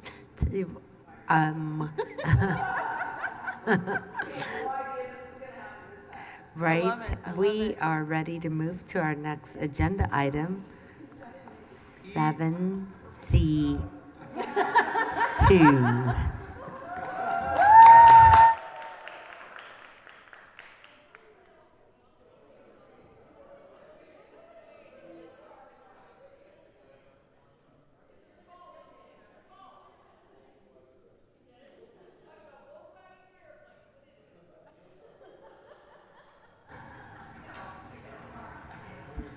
Usually those hot dots take like 20, 30 minutes, I gave us 5 minutes to hot dot.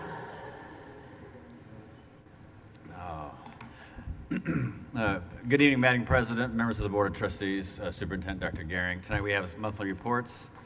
I will go through them fairly briefly, if that's all right with you. Are you sure? Okay. We're sure. Okay. No, we have the bond status report. I don't have anything out of the ordinary on this report. The monthly financial report, again, it's the first month of the fiscal year, so I don't have anything really out of the norm. On the monthly investment report, for the month of July, we earned about $4.35 million between funds 199 debt service and our 2 bond funds.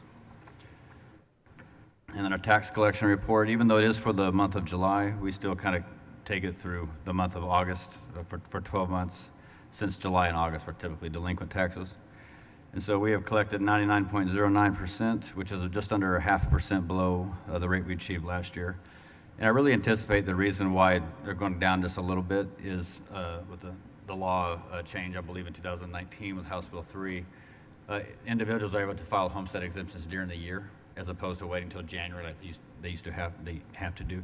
Now, we do get reimbursed for that. The CAD gives us a report when we submit our data to TA at the end of the year.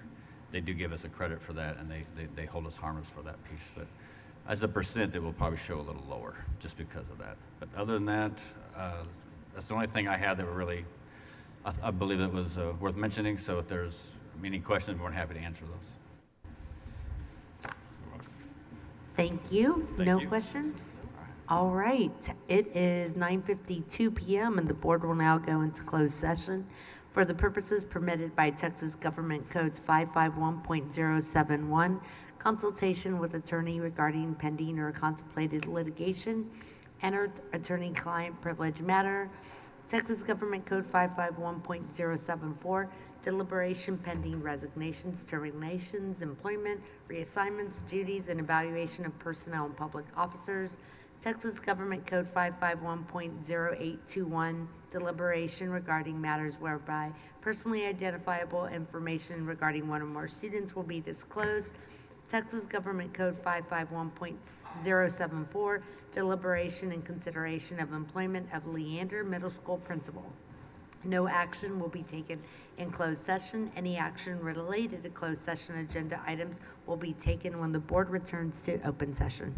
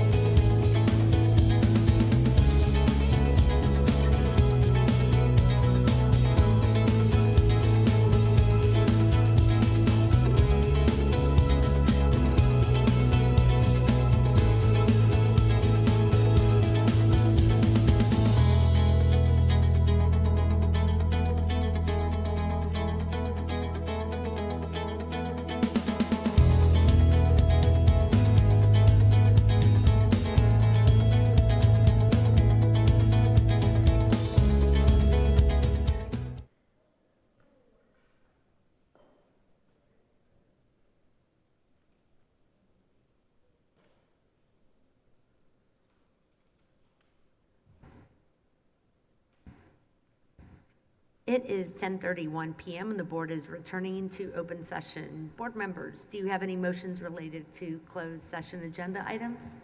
I move that the Board of Trustees accept the recommendation of Thomas Robbins for principal at Leander Middle School, 1-year probationary employment contract for personnel additions as presented in accordance with the salary scale, policies, and contract of Leander Independent School District for the 2024-2025 school year. I second. Francesca makes a motion, Anna makes a second. Is there any further discussion? No further discussion. All those in favor? 5 in favor, motion passes. Yay, congratulations. It is 10:32 PM and having no further business, this meeting of the Leander ISD Board of Trustees is adjourned.